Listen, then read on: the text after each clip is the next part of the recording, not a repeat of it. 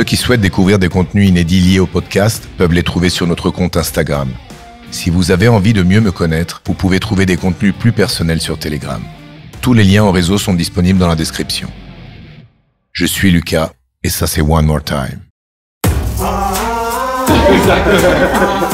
un peu un studio psychédélique, quoi. Ben, c'est bon, merci beaucoup. Enchantée. Ça va? Lily. Tes étapes que tu racontes, c'est celles-là que tu nous as racontées nous aussi. Moi, j'aimerais les utiliser simplement pour être stimulé à parler d'autre chose. Et donc, je dis sans portable. C'est vrai? Ouais, pour avoir une vie libre, vraiment libre.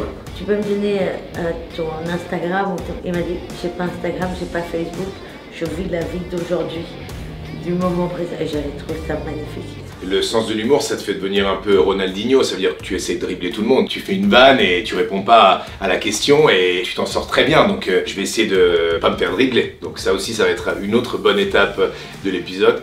Pratiquement, j'ai 2 bouquins. Bon bah lui, c'était le mythe de ma jeunesse quoi. En italien, on a Totò. En France, on a Louis de Funès. Top, je suis prêt pour Douli.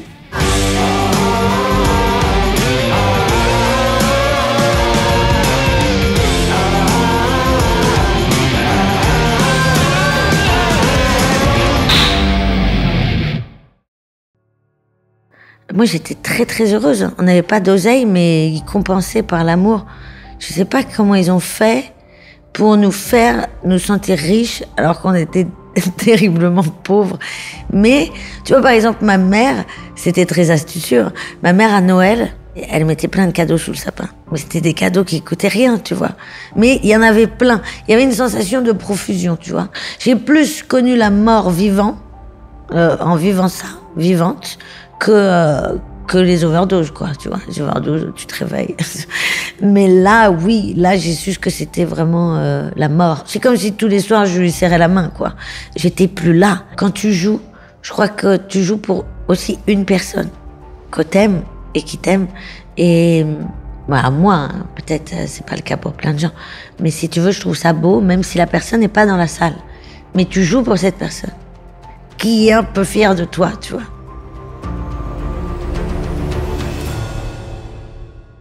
Nous voilà. Déjà, comme je t'ai dit dans le backstage vidéo qu'on voit sur YouTube, merci d'être venu jusqu'à Milan. Ça fait plaisir. Ça me fait très très plaisir. Piacere. Piacere mio. Tu parles en espagnol, ça va être ma prochaine étape pour le podcast. J'espère de pouvoir me débrouiller avec la langue. Je suis sûre que tu y arriveras. Pourquoi tu es venu jusqu'ici pour faire une interview? C'est-à-dire que nous, on n'est personne en France, donc tu sais même pas si ça sera une opportunité ou pas. Non, ça, j'en ai un peu rien à foutre des opportunités. D'ailleurs, c'est peut-être pas génial dans l'aspect professionnel, mais j'aime bien les expériences de vie. Et bon, je pensais que j'allais arriver la veille quand même à Milan pour voir 2-3 trucs de Milan, mais j'aime bien le côté exotique. Du risque. Ouais. Ok. Mais j'aime bien quand ça change, quoi. Bon, ben je te réinviterai à Milan pour bien te visiter, plaît. pour bien profiter, mais je sais que tu bosses beaucoup, donc t'as pas beaucoup de temps à disposition. Ouais, j'en ai pas beaucoup, malheureusement. Parce que t'as besoin de distraction pour pas penser à d'autres choses? Moi, oui, je pense que... Mais c'est toujours pareil, tu sais, quand tu fais trop de trucs, t'as envie de rien foutre, et quand tu fous rien, tu réfléchis trop. Donc, je pense que, ouais, c'est pas mal de... Quand t'es chez toi et tu fais rien, comment tu passes la journée? Quand t'es en relax complet? Ben, en fait, dans ce métier, t'as jamais vraiment l'occasion de rien faire. En fait, même quand tu fais rien, tu sais que tu devrais être en train de faire quelque chose, à savoir écrire des blagues accessoirement ou répondre à 1000 textos de boulot. Mais j'adore ne rien faire. Mais je peux rester sur un lit à regarder le plafond. Hein. Je m'ennuie pas. Mais il faut pas que ça dure trop longtemps. Mais quand tu regardes le plafond, tu rêves, tu penses au futur, tu penses à des choses négatives. Quel genre de pensée tu as? Je pense que tu penses un peu à tout. Mais tu te sens de bonne humeur à la fin de tes pensées ou t'es dans un tunnel noir? Je pense je pourrais pas dire. Ah, ça dépend des fois. Parce que moi, quand je suis tout seul, je suis très mélancolie. C'est-à-dire que moi, je la cherche, la souffrance. Alors, il faut pas être trop triste non plus. Mais c'est vrai que ça fonctionne mieux d'être un peu mélancolique, quoi. Vous savez, si t'es heureux, de toute façon, personne n'a envie d'entendre ton bonheur. Enfin, je veux dire, ça n'intéresse personne. Ça ne fait rire personne, le bonheur. Tu vois, c'est rare, quoi. Les gens adorent entendre les merdes qui t'arrivent dans ta vie, parce que ça les rassure. Et je les comprends, on est tous pareils. Alors on commence dès le début. Quand tu es né, où, dans quel endroit du monde, et dans quel contexte familial t'as grandi? Après, je te poserai des autres questions, j'ouvrirai beaucoup de parenthèses. Moi, je suis née au Lilas, dans le 93, Porte des Lilas, et le 11 février 1987, et dans un contexte familial très pauvre, mais très très pauvre, mais très très heureux. Frères et sœurs? J'ai une sœur, ouais. Plus grande ou plus petite? La plus grande. Ok, vous avez combien de Elle a 5 ans de d'écart? plus que moi, je crois. Ouais, 5 ans. Tu crois? Oui, enfin, c'est 5 ans et demi à peu près. Ouais. Ah, d'accord. Presque Ok. 6. Ouais. Vous vous fréquentez? Pas trop, mais moi, je suis partie de chez moi très jeune et je l'adore. Hein. Bon, on est diamétralement opposés, mais oui, oui. Après, elle est partie vivre en Allemagne. Moi, je suis partie vivre en Espagne. Donc et puis l'Allemagne, c'est pas ma came à 100%. donc on sait pas, on se voit pas beaucoup, mais on s'aime énormément, mais on se voit de loin, quoi. Parle-moi un peu de tes parents. Comment ils s'appellent tes parents et ta sœur, déjà? Ma sœur, c'est Flore. Oui. Ma mère, c'est Caroline. Mon père, c'est Christian. Français tous les deux? Ouais, enfin, ils ont des origines. Mon père a des petites origines iraniennes. Ok. Ma mère, elle sait pas trop. Elle m'a dit, je crois qu'on a des origines espagnoles et sinon alsaciennes. Et voilà. Il y a une seule question que je pose dans chaque interview, c'est la seule. Et je voulais savoir ton rapport avec les câlins quand tu étais petite. Donc ma question, c'est pour te demander si tu t'es sentie aimée. Ah ouais. Pas Énormément. maintenant, Ah. en pensant à ta jeunesse. Quand tu étais jeune, tu te sentais aimée par tes parents, par ta famille? On n'est pas trop câlin dans la famille, mais par contre, on était très aimés. Tu te rappelles de quelque chose où tu t'es sentie vraiment aimée? Je pense que j'étais moi, j'étais très très heureuse. On n'avait pas d'oseille, mais ils compensaient par l'amour. Je sais pas comment ils ont fait pour nous faire nous sentir riches alors qu'on était terriblement pauvres. Mais, tu vois, par exemple, ma mère, c'était très astucieux. Ma mère, à Noël, elle nous disait, elle mettait plein de cadeaux sous le sapin. Mais c'était des cadeaux qui coûtaient rien, tu vois. Des petits crayons, mais il y en avait plein. Il y avait une sensation de profusion, tu vois. Et elle nous disait, dites surtout pas à vos amis que vous avez autant de cadeaux, parce que ça pourrait les rendre jaloux. Alors que mes potes, ils avaient des chénifis sous le sapin et tout, tu vois. Mais moi, du coup, grâce à ça, j'avais l'impression d'être privilégiée, tu vois. Alors qu'en vrai, si tu réunissais tous mes cadeaux, ça faisait la moitié d'un cadeau des autres, tu vois. Mais cette quantité te donnait du bonheur. Ouais, oui, il y avait un truc de profusion qu'on n'avait jamais, tu vois. Qu'est-ce qu'ils faisaient comme boulot tes parents quand t'étais petite? Ben, ma mère est peintre et mon père est guitariste. Ah, donc deux artistes. Ouais, mais ils ont pas vraiment fait ça. Alors, je la voyais peindre et je voyais jouer de la guitare tous les jours, mais ils ont plutôt fait graphiste pour gagner leur vie, quoi. Tous les deux? Ils bossaient ensemble? Ouais. Ok. Qu'est-ce que t'as appris de l'amour en vivant avec eux? Ah, et je crois qu'ils s'aimaient très fort, mais ils ont jamais été très passionnés. Moi, c'est pour ça que je recherche la passion dans l'amour, parce que j'ai besoin de voir les gens s'embrasser. Tu les voyais jamais s'embrasser? Non. En même temps, on vivait dans un 30 mètres carrés, alors je sais que moi j'étais dans la chambre avec eux, enfin dans le salon, quoi. Du coup, je sais qu'il s'est pas passé grand-chose. Donc, moi, je me suis toujours dit, c'est tout ce que je veux pas, quoi. Moi, je veux de l'amour qui qui se voit, quoi. Ok. Et tu leur as jamais demandé s'ils s'aimaient? Je crois qu'ils s'aiment très fort. Non, ils se le disent quand même, hein. Mais T'as dit que tu es parti tôt de chez toi. Ça veut dire à quel âge? 14 ans. Pourquoi? Parce que j'avais pas de chambre. Il y a rien de pathos. J'avais pas de chambre et du coup, au bout d'un moment, en fait, j'étais souvent chez mes amis. Je dormais tout le temps chez des amis, vu que j'avais pas de chambre. Donc ils avaient l'habitude, si tu veux, de pas me voir vraiment et que je sois ailleurs, quoi. Donc ça c'est une chose et si tu veux, j'ai senti à un moment donné comme dans une crise d'adolescence, tu vois, où tu te dis, putain, là, je vais peut-être leur dire un truc que je vais regretter. Et moi, je les aimais beaucoup trop. pour même leur dire un t'es con, ou tu vois, même ça, j'aurais pas voulu le dire à mes parents, tu vois. Donc, je sentais que ça allait venir, tu vois, Mais pourquoi tu risquais de leur dire? Parce que c'était... Parce que tu pètes les plombs au bout d'un moment. C'était trop serré de tous les côtés. Bah, quand t'as pas de chambre, ouais, c'est compliqué. Hein.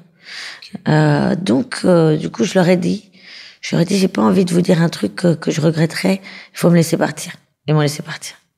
Ta sœur avait pas les mêmes exigences que toi? Non, elle était pas indépendante comme moi. Moi, j'ai toujours été un peu ce truc un peu électron libre. J'avais besoin de vivre des expériences de vie tout le temps différentes et de rencontrer des gens oui, d'être un peu seule aussi, quoi. Elle est restée jusqu'à ses 28 ans, je crois. Tu vois? Mais comment tu les as convaincus? Je crois que ma mère m'a toujours dit que j'étais très persuasive quand je voulais quelque chose, mais Tu te rappelles, qu'est-ce que tu leur as raconté? Je leur ai dit que ouais, c'est ça. Je me souviens, c'était ça mon argument. Mon argument, c'était, au moins, vous saurez où je suis. Parce que, en fait, souvent, j'étais à droite à gauche chez des amis d'amis et tout ça. Et, en fait, on savait pas vraiment où j'étais à chaque fois. Alors, je leur disais, tu vois. Mais il fallait juste, c'était ma parole, quoi. Ça veut dire, j'y vais quand même. Oui, mais tu vois, au moins, j'arrêterais de sortir tous les soirs et d'être tous les soirs chez des gens et tout ça, tu vois, aller dormir chez d'autres gens, tu vois. Mais pourquoi ils te permettaient ça? Ils avaient confiance en toi, t'étais mûr. Oui, quand même. Ou c'était quand même des parents très libres, très ouverts? Un peu tout. C'est un peu tout de ça. Si tu veux, oui, je pense que j'étais assez mûr pour mon âge. Ensuite, il y avait aussi ce truc où ils savaient que j'avais pas de chambre, donc ils se sentaient un peu coupables de ça, tu vois, de se dire on peut pas lui offrir une chambre, donc du coup c'est normal qu'elle aille chez des amis. Et donc tu pars à 14 ans, tu continues l'école? Ouais. Et tu vas travailler? Ouais, un peu plus tard je vais travailler, mais là. Mais c'est eux qui te payaient le loyer? Le deal, ouais, c'est qu'ils me payaient le loyer, et puis après je les ai aidés après quand j'ai commencé à travailler, mais. Donc c'était comme avoir ta chambre, plus à l'intérieur de la même maison, mais tout près. Ouais, à 20 minutes à pied, tu vois. Ah d'accord, donc pas tout près. Mm-hmm. Donc ils te contrôlaient pas. Non. Ils voyaient rien. Non. Mais ils avaient confiance. Ils venaient jamais comme ça sans à l'improviste, prévenir? Non. Mais on s'appelait quasiment tous les jours. Hein. Mais oui. Mais tu sais, après moi j'ai accueilli des gens chez moi, des gens qui vivaient dans la rue, et du coup c'était très marrant parce qu'une fois, en fait c'était un appart au rez-de-chaussée, et c'était un peu comme un appart d'artiste, tu vois. Aussi c'était un tout petit truc, mais avec des vitres. Et du coup, il y avait pas de rideau au début, donc moi j'habitais avec 7 mecs, tu vois, et qui avaient un peu des dégaines, de la rue, quoi. Et les voisins étaient très conservateurs dans cet immeuble. Et donc ils avaient appelé mes parents pour leur dire que je me prostituais. Et je me souviens de ma mère qui m'a appelée morte de rire parce qu'elle savait que c'était pas vrai du tout, tu vois. C'est là, en ça qu'ils me faisaient vraiment confiance, parce qu'ils auraient pu douter, mais non, ils en ont rigolé, quoi. T'étais attirée à 14 ans de personnes qui avaient des difficultés?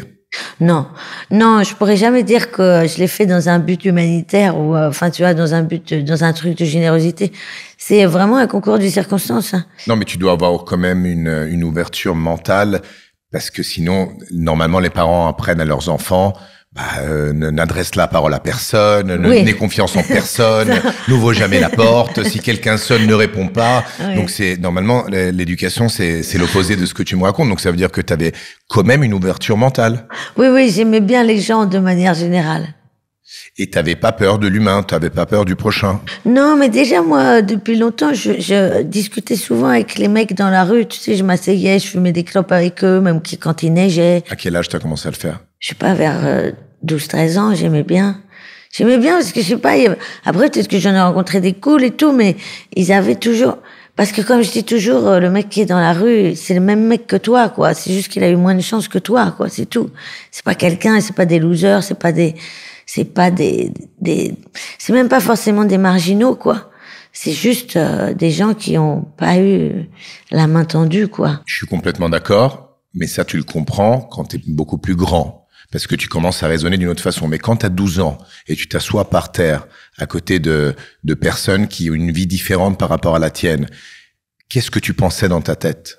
Mais moi, je les trouvais hyper intéressants. Je discutais de plein de trucs avec eux. Donc, tu n'avais pas le sentiment de la peur, mais de la curiosité. Ouais. Ben, y a pas grand... j'ai des peurs, mais pas celles de l'humain, tu vois. Mais d'ailleurs, je pense que ça se ressent parce que, oui, il y a plusieurs fois des gens qui ont essayé de m'agresser dans la rue et tout ça, parce que je travaillais de nuit, quand je sortais de boîte de nuit, tu vois, bon. Mais d'ailleurs, je me suis toujours sortie en discutant avec eux, tu vois. Mais je pense que malgré tout, vu toutes les fois où je suis sortie tard, où je suis rentrée tard et tout ça, il n'y a pas eu beaucoup de fois où on m'a fait chier. Et donc, je pense que, tu sais, on est des animaux. Je pense que les gens ressentent la peur. Et les gens qui ont envie d'agresser quelqu'un, en général, sentent la peur et ça les excite. Moi, je pense que les gens sentent que j'ai pas peur de toi, tu vois. Donc, quelque part, j'ai eu plutôt de la chance, quoi, là-dessus. Et je suis pas... ça se voit dans les yeux de quelqu'un, que tu vois, qu'il est intéressant. Même si il a plein de poils parce qu'il s'est pas rasé depuis 8 mois et que... Mais derrière tout ça, tu vois l'œil malin. C'est très atypique, ce que tu me racontes. Oui, mais alors, tu vois, moi, par exemple, mon père, qui aimait bien aller au bar, il m'emmenait tout le temps avec lui au bar quand j'avais genre 5 ans. D'accord. Et donc, il m'asseyait sur le bar. Et moi, je connaissais tous les poivreaux du quartier, quoi. Et je discutais avec eux pendant des heures, depuis mes 5 ans, si tu veux. Donc, si tu veux, le rapport à l'adulte et à tout genre de thématiques, de consommation et tout ça, finalement, c'était un petit peu normal pour moi. Enfin, tu vois, il n'y avait pas de... Ça t'amusait plus que les enfants de ton âge? Bah, j'aimais tout, mais c'est vrai que je me sentais assez proche des adultes, ouais. Est-ce que tu te rappelles le premier jour où t'es rentré chez toi? À 14 ans. T'as ton appart, au rez-de-chaussée. Ouais. Tu fais quoi le premier jour? Tu te sens grande? Ah ouais, c'était extraordinaire. C'était vraiment extraordinaire. C'était un rêve. Ah, et puis en plus, chez mes parents, tu sais, les fenêtres, elles fermaient pas. Du coup, ils avaient pas d'argent pour les réparer. Et donc, du coup, on avait un peu froid tout le temps. Et donc, moi, j'en pouvais plus de cette phrase de j'ai froid, bah mets un pull. Ça m'a traumatisée. Et je me dis, mais putain, je suis chez moi, non. Et donc, la première fois que j'ai eu mon appart, je crois que j'ai vécu en slip j'ai pas fermé les fenêtres pendant ouvert les fenêtres pendant une semaine, je crois. Mais tes parents qui avaient un peu de problème d'oseille, ils avaient quand même trouvé l'argent pour te payer ton loyer? Ouais, on avait trouvé un petit appart pas cher, tu vois. Tu te rappelles combien il coûtait? Je crois que c'était 500 francs. 500 euros, je veux dire. 500 euros. T'es en train déjà de faire la conversion? Oui. Ouais. Non, 500 euros. D'accord. Ouais. C'est pas peu, hein, pour une famille qui fait très attention à ses Ouais. finances. Ouais, mais ils se sont un peu... si tu veux, je pense qu'ils étaient tellement heureux que je puisse avoir un espace à moi. Ils ont fait des sacrifices. Ouais. Sans te le dire. Ouais. Tu te réveillais le matin toute seule, t'allais à l'école, tu lavais tes vêtements ou c'est ta mère qui le faisait? Non, je faisais tout toute seule. Elle t'avait déjà appris ça à la maison? Ouais, oui. Non, et puis tu sais, quand tu vas chez les gens et tout ça. Moi, chez moi, j'avais le droit de rien foutre. Chez nous, on avait le droit de pas aider. Donner un coup de main. Ouais, okay. On avait le droit, on pouvait, bien évidemment, on le faisait aussi, mais mes parents me disaient toujours, ici, tu fais ce que tu veux, chez les autres, tu dois être parfaite. Et donc, du coup, ma mère qui venait me récupérer quelquefois quand j'étais vraiment plus petite, et les parents de mes amis disaient, oh là là, Douli, elle est vraiment, qu'est-ce qu'elle est bien éduquée, elle débarrasse, elle fait la vaisselle et tout. Et ma mère me regardait genre, ah ouais. Tu sais le faire chez les autres, mais à la maison un peu moins. Ben oui, mais c'était la règle, écoute-moi, on m'avait dit. Donc, oui, je savais faire tout ça. Et chez toi, c'était le bordel? Et puis c'est génial d'être indépendant. Même, en vrai, quand tu commences à 14 ans, t'as ton appart et tout ça, même faire ta lessive, tu trouves que c'est un plaisir. Tu vois, parce que... Tu prenais soin de chez toi ou c'était un peu le bordel? T'es un petit adulte. Non, ça va. Hein. T'aimais faire ça? Ouais. C'était ton petit bijou? Ouais. Qu'est-ce que tu fais? Donc, tu te réveilles le matin, tu vas à l'école, tu fais une vie normale. Tu vas toujours à l'école? Ouais. Donc, nickel, tu bosses pas au début, tu t'as dit. Et tu fais quoi le soir? Tu vas te coucher tôt? Comment tu passes ton temps? Non, je faisais énormément la fête. À 14 ans? Mais moi, ça se voit. Je te montrerai une photo de moi à 14 ans. T'avais pas du tout l'impression que j'avais 14 ans. D'accord. Donc, du coup, j'avais quand même falsifié une carte d'identité. Mais j'ai jamais eu à la montrer. On me l'a jamais demandé. Mais j'avais des potes plus âgés que moi. Donc, je sortais tous les soirs en boîte de nuit, à peu près.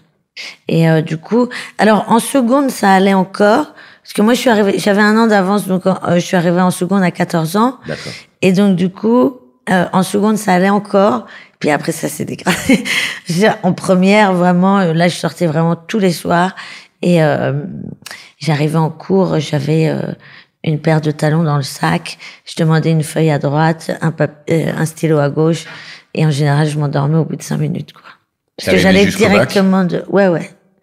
Je ne l'ai pas eu, mais j'y suis arrivée. Ah, t'as passé ton examen, t'as pas passé le bac, mais... Je l'ai passé, j'ai passé le bac, mais je l'ai pas eu. D'accord. Non. Et après, t'as laissé tomber.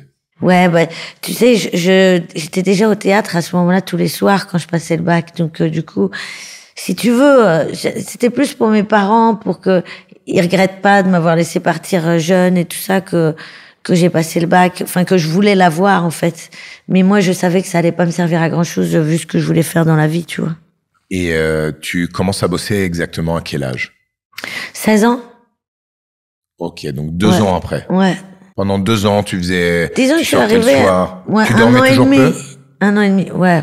Ça veut dire combien d'heures par nuit? Non, moi j'adore dormir, je peux dormir 10 heures d'affilée. Non, mais quand t'avais 14, 15, 16, 17? Ah ouais, là je dormais pas beaucoup parce que j'allais directement en cours, quoi. Tu dormais pas? Non. Mais là j'ai retrouvé des bulletins parce que bien évidemment, moi je me faisais mes propres mots d'excuses et j'en ai retrouvé là il y a 1 mois. C'est assez effrayant. Je me rendais pas compte à quel point je n'y allais pas le matin.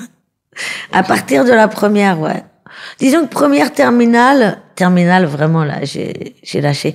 Mais bon, quand t'habites avec 7 personnes dans un 25 mètres carrés, c'est compliqué. Mais c'est marrant parce que j'ai quitté un appartement où j'avais pas d'intimité et puis j'ai recréé la même chose de l'autre côté.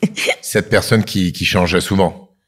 Ou c'était toujours les mêmes? C'était à peu près les mêmes. Après, au-delà des 7 personnes, il y avait les amis de chaque 7 personnes qui passaient régulièrement. Mais sinon, c'était à peu près les mêmes qui vivaient à la maison, ouais. Qu'est-ce que vous faisiez quand vous étiez tous ensemble? Les 7 et puis tout le monde, quoi. Toutes les personnes que t'invitais. Personne ne payait le loyer? C'était seulement toi? Ouais. Oh, il ramenait de la bouffe quand même, pas mal. Ok. Mais non. C'était des personnes qui habitaient dans la rue avant de venir chez toi? Ouais. Mais énormément la fête. Hein.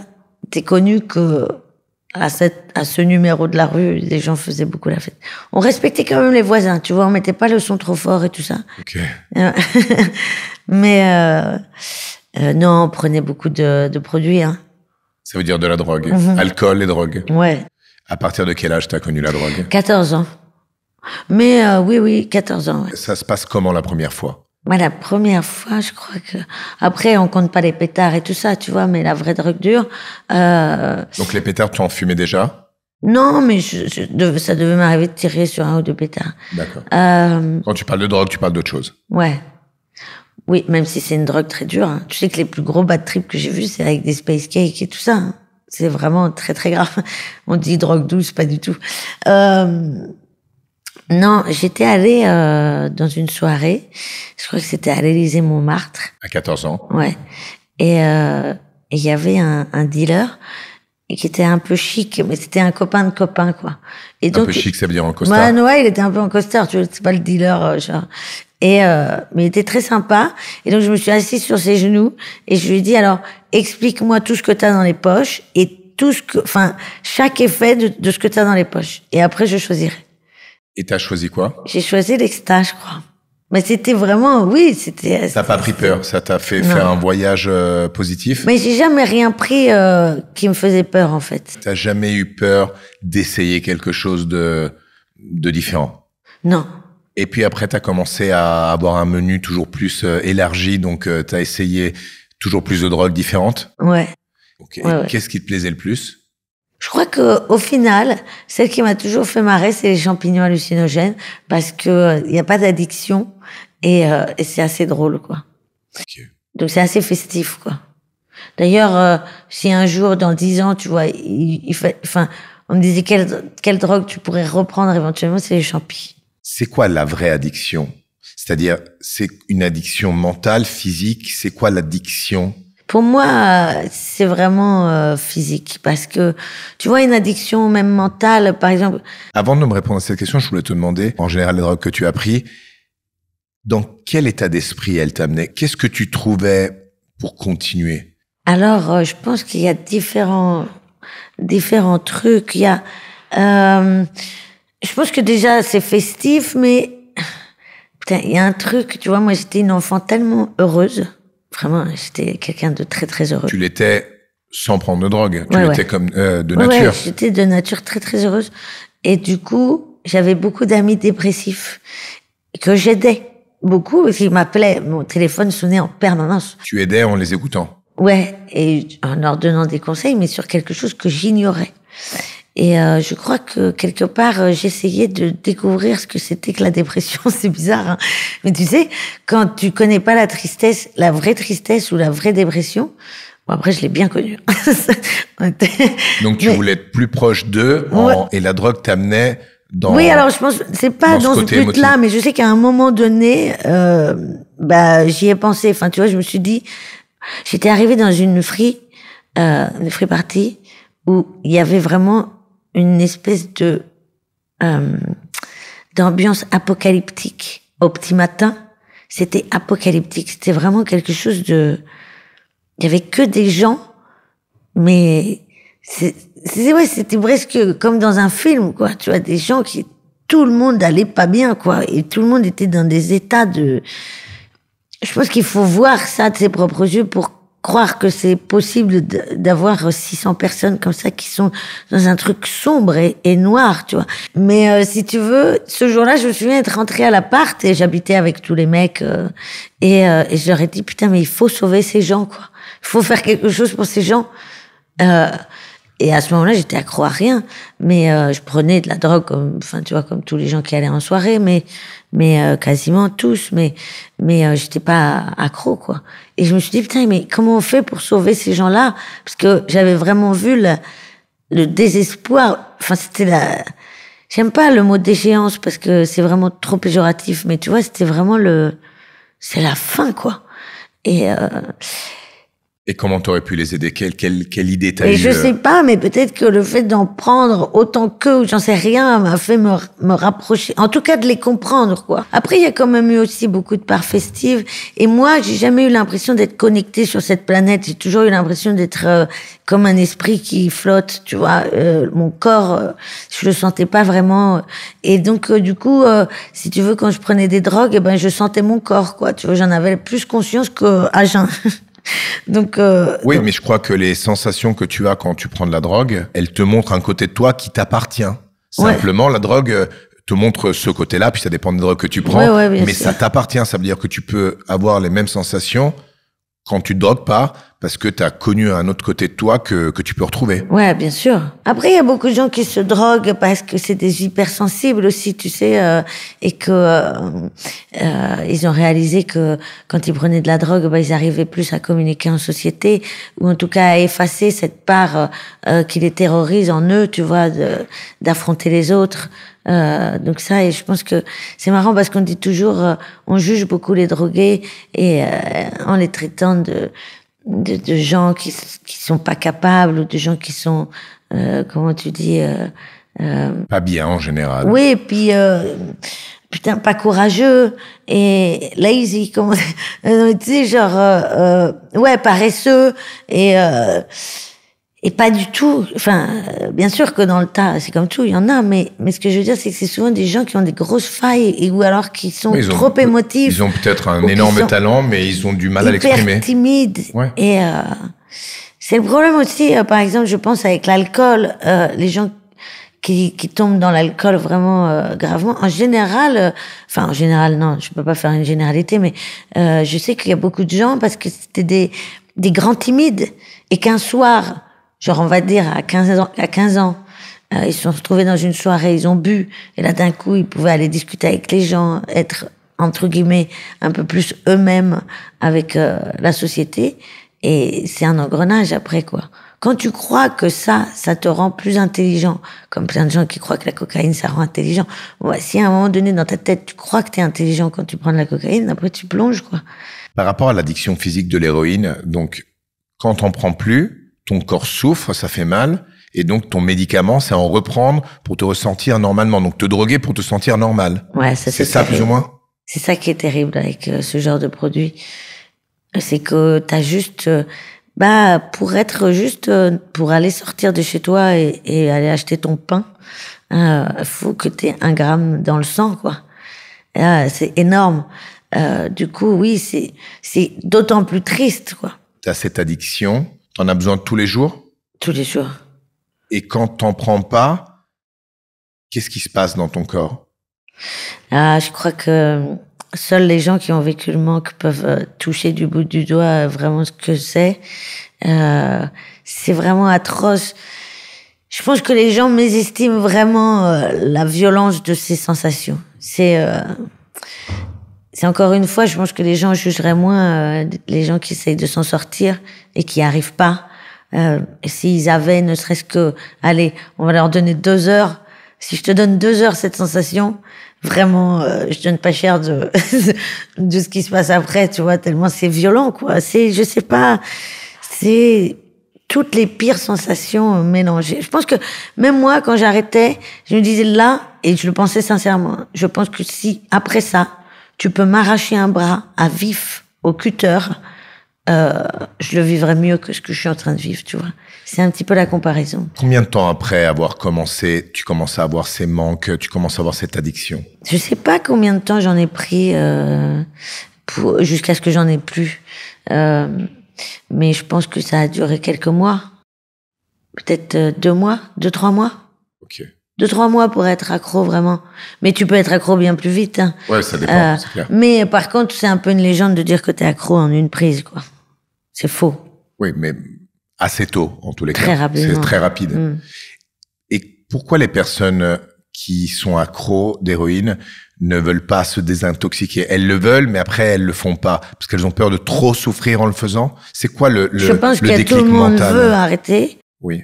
Tout le monde veut arrêter. Personne n'a envie d'être dans Non, cet c'est état. clair. Mais après, le fait de ne pas le faire, c'est quoi le déclic mental? Ne pas le faire, c'est parce que si tu vis 1, 2, 3 jours de manque, tu comprends qu'après, t'as envie de... Parce que tu souffres Tu trop? souffres trop, t'as envie que ça cesse. Parce qu'en plus, tu sais pas quand ça va s'arrêter. Et 1 heure de souffrance, c'est comme si ça durait 10 jours, tu vois. Une Parce que minute c'est de très souffrance, intense, c'est énorme. C'est atroce. C'est en continu. T'as l'impression d'avoir des os d'un vieux de 180 ans. Il y a une chanson de Mano Solo qui décrit très bien ça. Mais c'est vraiment atroce. C'est comme si tu avais une grippe, la pire des grippes de toute ta vie, jumelée avec un énervement très, très grave à l'intérieur. Enfin, t'as froid, t'as chaud, et t'as vraiment l'impression qu'un camion t'a roulé dessus, quoi.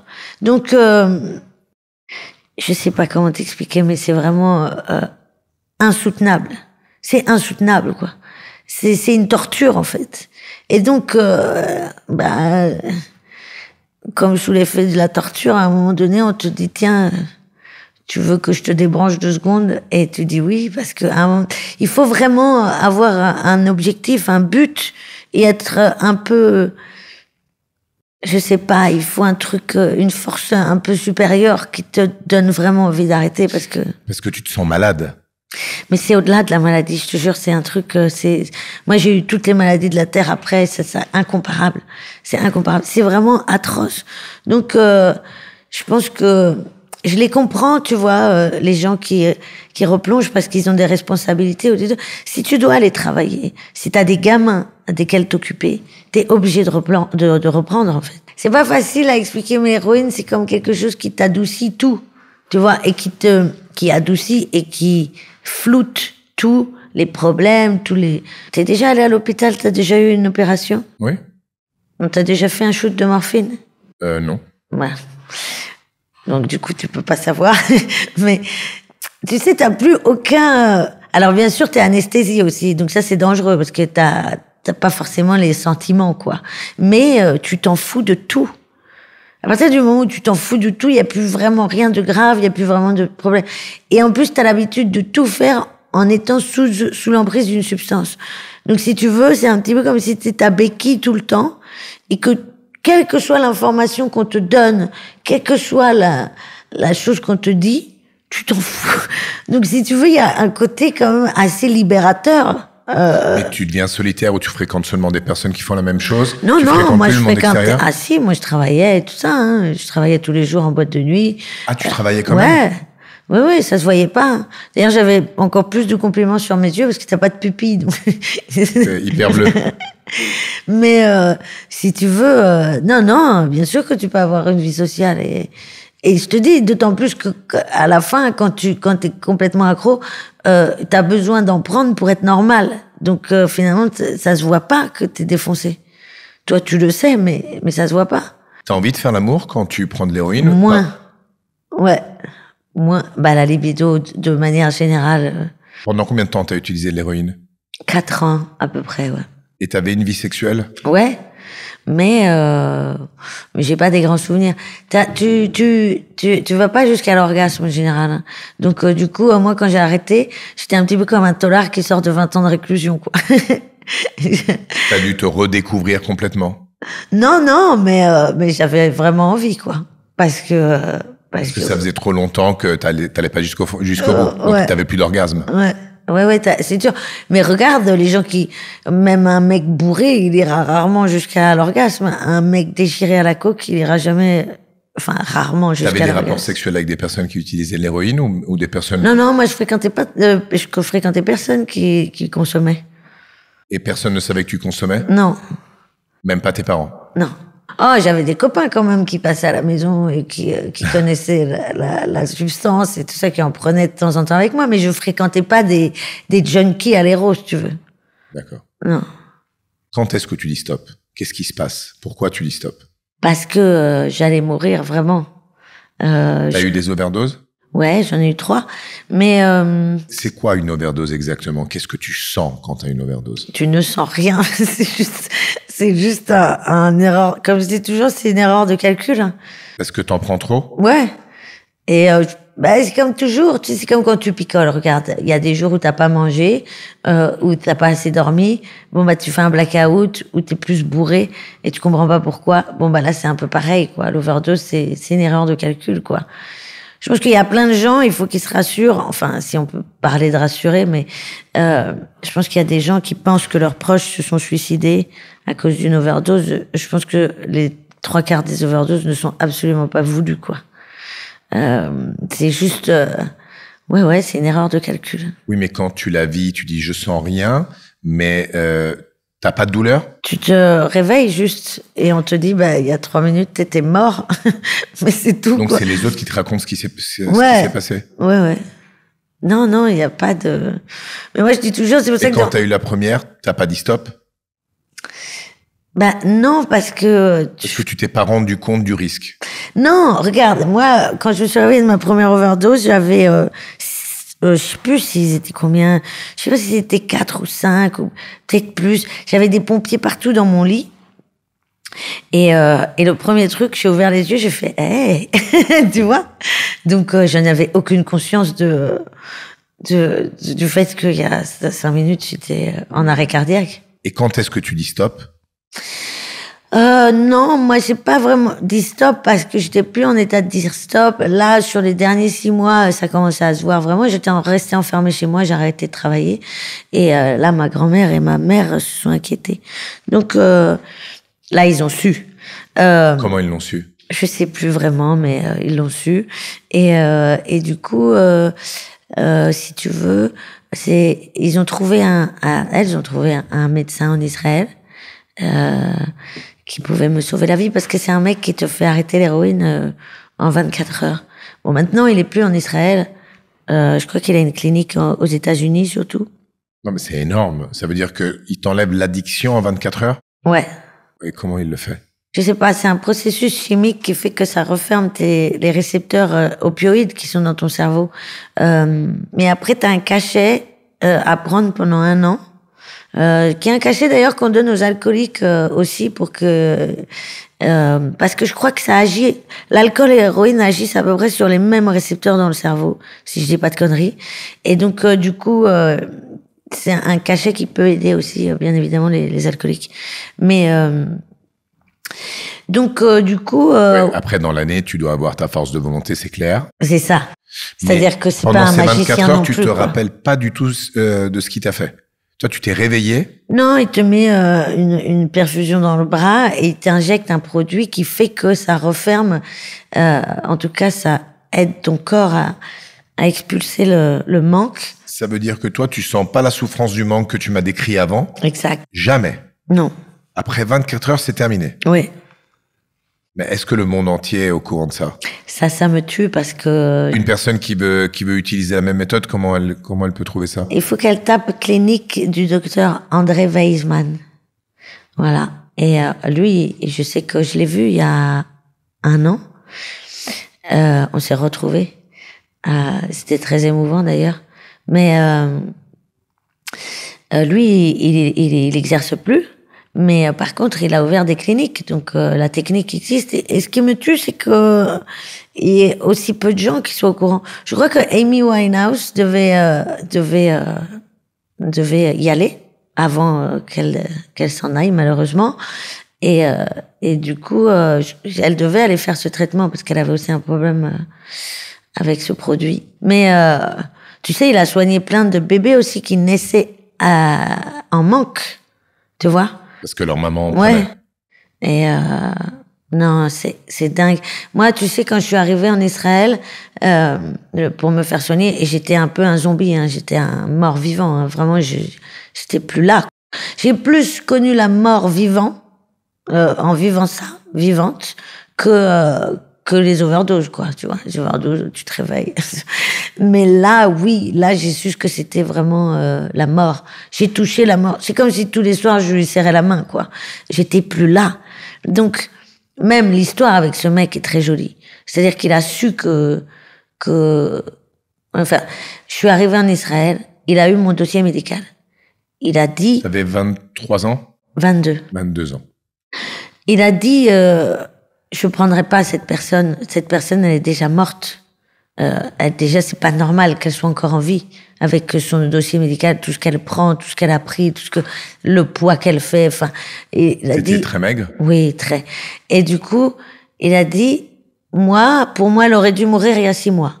Elle va mourir ce soir ou demain, mais je ne veux pas être responsable de ça. Et du coup, sauf qu'à ce moment-là, il savait pas que j'avais atterri en Israël. Donc, quand il a su que j'étais en Israël, il a dit, bon, amenez-la dans mon bureau quand même. Je suis allée dans son bureau, on a parlé en anglais, je sais plus du tout ce qu'on s'est dit. Et il est sorti du bureau, il a dit, ça on me l'a raconté après, il a dit, Dieu m'a demandé de la sauver. Et là, il m'a présenté toute sa famille, il a dormi à côté de moi à l'hôpital, et on est restés très proches. C'est très émouvant comme histoire, enfin moi, je trouve ça... Mais il t'a sauvé la vie. Ouais. Mais ah oui, sans lui, je serais plus là aujourd'hui.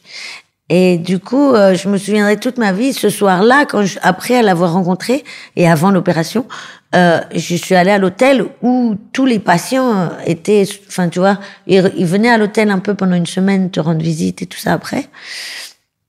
J'ai croisé un mec, ça faisait 20 ans qu'il était accro. Je te jure, il sortait de l'opération. T'avais l'impression qu'il rentrait du Club Med, le gars. C'était incroyable. Je me suis dit, mais c'est pas possible, quoi. Ouais, c'est assez fou, cette technique. Et ta grand-mère et ta mère ont payé... Ouais. Oui, c'est un petit billet quand même. Après, à côté d'une vie et de tout ce que tu dépenses dans cette merde, c'est pas grand-chose, quoi. Mais c'est sûr qu'il faut pouvoir... c'est surtout... Ouais. Quand tu reviens d'Israël, tu retournes vivre avec tes parents, quelle vie tu fais? Non, j'ai recommencé à travailler la nuit. Le problème, c'est que du coup, la nuit, t'as la drogue encore et tout. Enfin. Donc tu continues à rester dans la tentation. Oui, mais pas la tentation de l'héroïne. Par contre, l'héroïne, c'était fini à vie. Là, t'avais vraiment pris peur. Moi, ça m'a vacciné. T'avais pris confiance. Non, et puis quand tu fais autant d'efforts, tu traverses quand même, tu fais 4000 kilomètres pour aller sauver ta vie, et puis tu t'as frôlé la mort. Là, à un moment donné... Tu t'en rends compte. Ouais. Parce que le problème, c'est que tu t'en rendais pas compte avant. Non. Personne ne s'en rend compte. Ouais. Donc là, t'es conscient de ce qui Oui, s'est t'es passé. conscient. Et puis t'es conscient des efforts aussi que t'as traversés pour tout ça, quoi. C'est un peu con de recommencer, quoi. Par contre, il y a toutes les autres vices, bien évidemment. Et donc, auxquels j'étais pas accro. Mais si tu veux, moi, j'en avais marre à un moment donné de vivre dans cette boucle, quoi. Et donc, tu vas sur un autre vice? Non. Après, je suis allée vivre en Espagne. Tout de suite après, t'as recommencé à travailler en boîte de nuit? J'ai recommencé à travailler en boîte de nuit. Tu prenais plus de drogue aussi? Si, moi, je prenais un peu de cocaïne et d'alcool, quoi. Ok. Mais j'ai jamais été accro à autre chose que l'héroïne, par contre, tu vois. T'avais pas pris peur des drogues, mais de l'addiction. T'as dit, je veux rien prendre, qui Ouais. me crée une addiction, mais je veux pas arrêter les drogues. J'avais pas décidé que je voulais pas arrêter les drogues, mais si tu veux, quand tu travailles. En plus, à l'époque, je me souviens, je travaillais dans des boîtes de nuit où c'était carrément le patron qui te donnait ton petit pochon en te disant ça va t'aider pour cette nuit, tu vois. Donc, à quel moment tu veux dire t'as 22 ans, quoi. Tu vas pas dire non. Si, tu pourrais. Mais ce que je veux dire, c'est que moi, j'ai aimé ça malgré tout, quoi, tu vois. Et puis, quand tu travailles en boîte de nuit, le problème, c'est que passer 3-4 heures du matin, t'as envie de te mettre un peu à niveau pour supporter les mecs complètement déchirés en face de toi, quoi. Parce que être complètement à jeun avec des mecs déchirés, il y a des soirs où c'est compliqué. Et donc, prendre de la coke, ça veut dire aussi boire de l'alcool. Ouais. Mais pareil, l'alcool, j'ai jamais été addict. Enfin, j'ai jamais eu d'addiction à l'alcool, quoi. Déjà, j'aime pas le goût. Donc, du coup, c'était compliqué pour moi d'être accro, quoi. Après combien de temps tu pars en Espagne? 8 mois ou un truc comme ça. Moins d'un an. Ouais, moins d'un an. Il y a une raison pour laquelle tu prends cette Non, mais décision? figure-toi que moi, je voulais vivre en Italie. Ok. Je voulais partir toute seule en Italie. Et le rêve de mon père, c'est d'aller dans les Pouilles. D'accord. Je voulais l'emmener cet été, mais il est handicapé et donc du coup c'est un peu compliqué. Qu'est-ce qui s'est passé? Il a eu un accident ou... Non, il a la même maladie que moi, mais en plus avancé. Donc du coup, Quelle maladie tu as? c'est la maladie de Charcot-Marie-Tooth. C'est un truc qui te déforme un peu enfin qui t'atrophie les tendons et qui t'abîme les muscles. Moi, c'est pour ça que je fais du sport tous les jours. Mais si tu veux, lui n'a pas fait tout ça, donc ça s'est empiré d'une manière plus compliquée. Donc si tu fais pas du sport... C'est compliqué. D'accord. Ouais, ça t'atrophie les muscles en fait. Donc c'est pour ça il faut faire fonctionner ton muscle tous les jours, ce que lui n'a pas fait du tout. Mais ouais, j'aimerais bien l'emmener dans les Pouilles. Et alors à la base, je devais vivre en Italie toute seule. Et quand j'étais sur le projet, et donc j'ai des amis qui m'ont dit mais non, Douli, nous on part vivre à Barcelone, viens avec nous. Et je dis oui, pourquoi pas. Des copains qui bossaient avec toi? Non, des potes de la vie. Et vous faites quoi? C'est quoi ton plan? Alors eux, ils étaient DJ. Et Tu mettais de l'argent de côté ou tu dépensais tout dans... Non, j'en avais mis de côté quand même. D'accord. Ouais. Et du coup, non, moi, en fait, j'ai toujours voulu faire ce métier. J'ai toujours voulu faire d'être sur scène. Mais là, je savais que j'étais pas forcément en état. C'était la période où il fallait que je réapprenne à marcher, quoi, tu vois. Sur scène parce que tu avais fait du théâtre quand tu étais plus jeune. Oui, depuis toute petite, depuis mes 4 ans. Je me suis jamais posé la question de ce que je voulais faire dans la vie. J'étais toujours sûre que c'était ça. Après, c'était comment, à quel moment, où. Et de quelle façon, avec quel contenu, Oui. quel rapport avec le public. Ouais, Mais tu savais que tu serais monté sur scène. Je savais que c'était ça que je voulais faire. Après, est-ce que j'allais y arriver? Ça, tu n'en sais jamais rien. Mais je savais que c'était ça que je voulais faire et que tant que j'avais pas tout mis en œuvre pour faire ça, je pourrais pas dormir tranquille, quoi. Donc, mais j'ai fait plein de métiers en attendant. D'ailleurs, tous les métiers que j'ai faits, je les ai faits avec passion. Hein. Même quand j'étais Madame Pipi, tu pouvais manger par terre, hein, dans mes toilettes. Ça veut dire que c'était propre. Ouais. Quel genre de métier t'as fait? J'ai été gogo danseuse.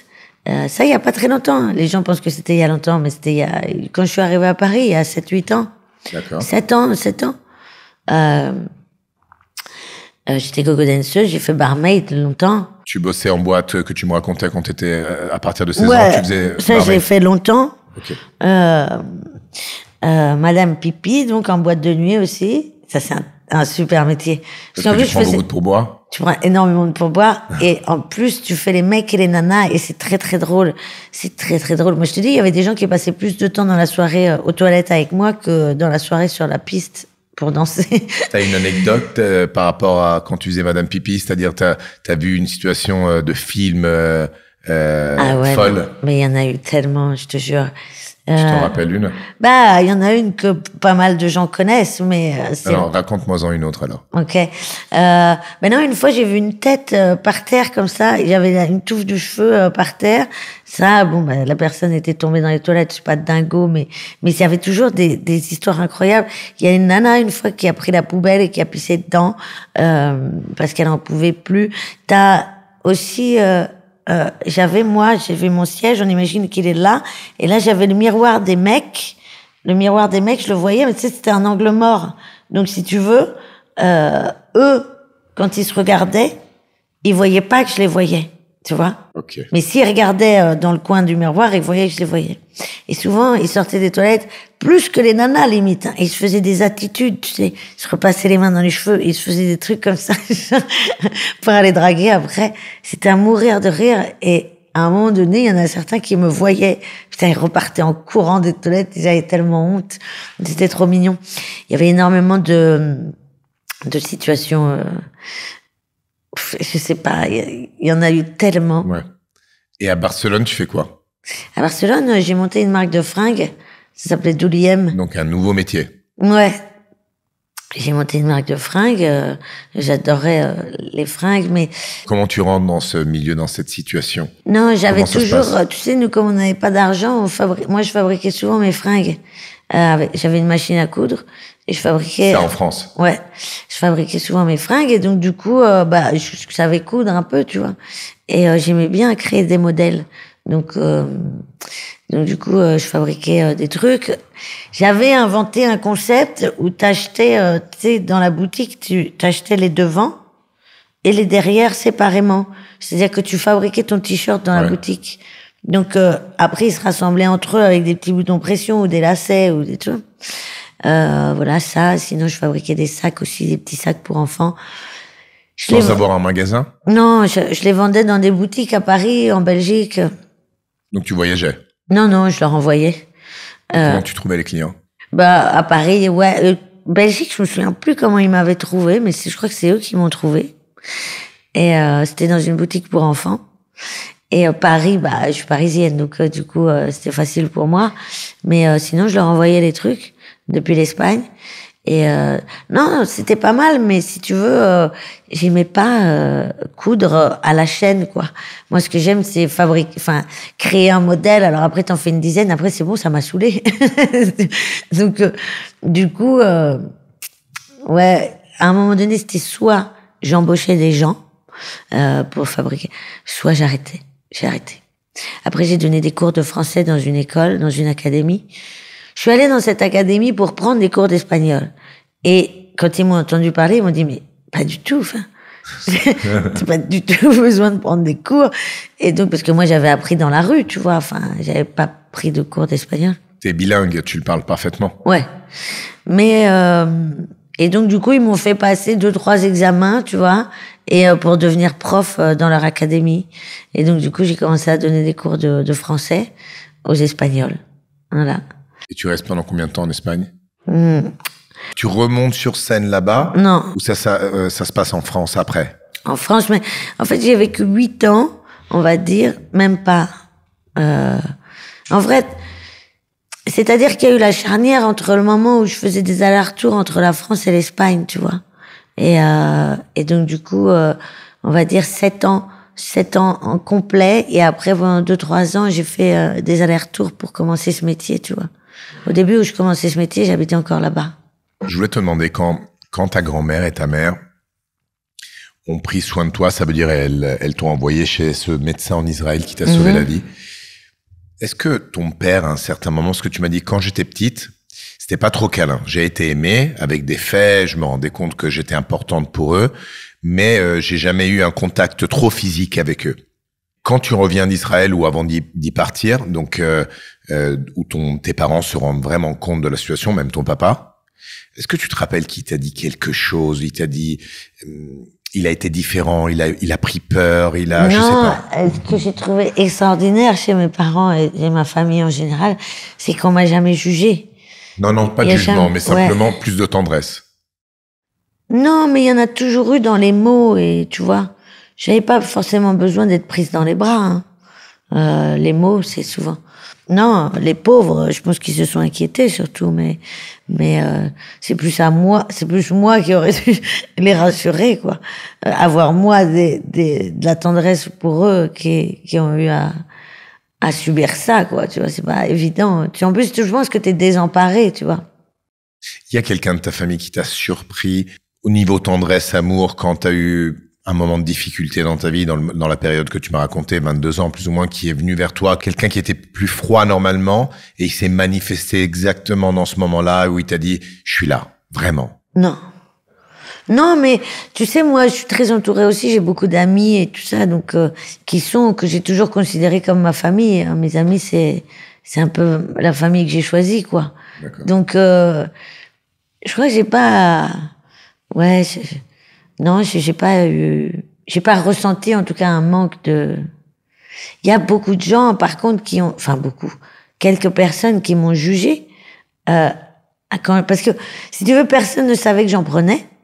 Mais quand j'ai arrêté, c'était comme une victoire. Et de dire, au fait, vous saviez que pendant 4 ans, j'en prenais et maintenant je m'en suis sortie. Tu sais, c'était un peu une fierté. Oui. Là, il y a des gens qui ont changé leur regard sur moi. Et j'ai trouvé ça absurde, parce que je me disais, mais attends, pendant 4 ans, je t'ai rien fait. Il s'est rien passé. Je suis la même personne. Et juste là, je suis contente de te dire que voilà, pendant toutes ces années, j'en ai chié et que là, ça y est, enfin. Et non. Ils ont coupé. Non, mais ils ont été odieux. C'est moi qui ai coupé. D'accord. Ouais, je pense que c'est très dur le regard des gens sur ce genre de produit. C'est dommage parce que c'est associé au vol, au mensonge et tout ça. Tu peux très bien, regarde, moi j'ai jamais menti. Le seul mensonge que j'ai fait, c'était de pas dire que j'en prenais, quoi. Mais est-ce qu'on peut vraiment appeler ça un mensonge? Tu vois, je sais pas. J'ai jamais volé 1 euro pour ça. Alors je sais que oui, il y en a qui le font, bien évidemment, mais c'est dommage que ce soit associé à tous les trucs les plus dégueulasses humains, tu vois. C'est pas nécessairement ça, quoi. Oui, je crois que le jugement en général, ça fait toujours mal. Les personnes te jugent même si tu achètes une nouvelle paire de chaussures. Donc, je crois que la vraie richesse de l'être humain, c'est de te donner de la valeur toi-même. Il faut beaucoup d'entraînement pour ça. Ouais. Mais ne pas avoir besoin des confirmations des autres. Toi? Ouais. Oui, mais je m'entraîne tous les jours pour ça. Ça fait combien de temps que tu y arrives? Regarde, moi, j'ai fait un parcours qui s'appelle la méthode Hoffman. J'ai su que ça existe même en France. J'ai fait ça dans le 2008. Tu sais que Hoffman, c'est du LSD aussi. Ouais. Mais là, on parle d'une autre chose. C'est une homonymie, on dit homonymie en français. Oui. Ouais. Un homonyme. Le mec, il est mort, il s'appelait Bob Hoffman. Il a inventé une méthode où tu fais une genre de psychanalyse en 8 jours. Normalement, pour avoir une réponse à une grande question, tu dois faire de la psychanalyse pendant 2 ans. Et après, tu veux savoir d'autres choses et tu y vas pendant des années, toute la vie. Et là, pendant 8 jours, tu comprends tes racines. Tu sais que toi, t'es la fille d'un homme et une femme normalement, de tes parents, et tu comprends qui tu es par rapport au modèle qu'ils avaient. Le modèle, tu peux l'assimiler de 2 façons différentes. Mm-hmm. Par exemple, je sais pas, l'agressivité. Son père était très agressif avec lui et lui, il était avec moi. Et donc, tu as 2 façons inconscientes de pouvoir prendre le modèle. Ou être exactement la même chose, ou être l'opposé. Mm-hmm. Et alors, tu comprends que tu as des dizaines et des dizaines de modèles. Et quand tu commences à te connaître, et tu vas voir que ton modèle, tu vas l'avoir pris. Tu dis non, mais moi, je suis comme ça parce que mon père est comme ça. Tu vas te rendre compte que c'est pas du tout ça. Mais c'est beaucoup plus peut-être de l'autre côté, du côté de ta mère. Et quand tu commences parce que dans la vie, vu que tu parlais de jugement, et moi j'ai appris à ne jamais juger les personnes et les comprendre exactement ce que tu as essayé de faire quand tu as essayé de rentrer dans leur fréquence. Et c'est une belle chose, pas de rentrer dans leur fréquence de cette façon, mais de comprendre les autres, d'écouter les autres, de ne pas juger les autres. Et quand tu commences à ne pas juger, ça veut dire que tu comprends. Tu comprends que si ton père était comme ça avec toi, peut-être qu'il a été le fils d'un père qui était pareil. Mais bien sûr. Tu peux briser la chaîne. Alors au début, tu commences toujours à chercher des coupables dans la vie. Quand t'es énervé, tu vas chez toi le soir et t'es énervé, tu dis bon attends, c'est la faute de qui là? Ah non, mais c'est lui, il m'a mal parlé, il m'a pas respecté. Mais après tu te rends compte que c'est tes interprétations. Mais le vrai changement, le vrai level up, c'est quand toi tu t'en fous de la personne qui a provoqué ça, parce que c'est toi qui as réagi comme ça. Et quand tu réussis à travailler sur toi-même, alors c'est un processus très intéressant. 8 jours, c'est génial. Moi, je fais ça tous les jours sur moi-même depuis 15 ans. Bon, c'est clair, il y a 15 ans, j'étais un môme par rapport à ça. Et c'est un auto-entraînement. Ça veut dire que personne vraiment me l'a appris. L'Hoffman m'a simplement montré des choses et je me suis connu pour la première fois. Et je me suis dit, je vais pas me juger si je suis bien ou pas. Je suis comme ça. Je vais m'aimer pour ce que je suis. Je vais m'accueillir. C'est la même chose que j'ai fait avec les attaques de panique et tout. L'attaque de panique, quand il arrive, ben, si t'as peur et tu t'en vas, tu vas jamais découvrir ce qu'il y a dans la souffrance et le message qu'il veut te donner. Si tu vas l'affronter, tu vas l'accueillir, ben, ça va être beaucoup plus tendre, ça va être beaucoup plus doux et ça va même s'en aller. Et donc, j'ai appris que la vie, c'est comme ça. Bon, j'ai moins d'amis des doigts d'une main, Ok, donc moi, je vais accueillir tout le monde dans ma vie, mais je vais faire entrer personne. Je ne sais pas me faire aimer, mais j'aime beaucoup aimer les autres. Je ne sais pas me faire aimer, c'est-à-dire que je me fais aimer dans mon périmètre de ma famille. Donc comment ça, tu sais pas te faire aimer? Je sais pas me faire aimer parce que pour te faire aimer, tu dois t'ouvrir.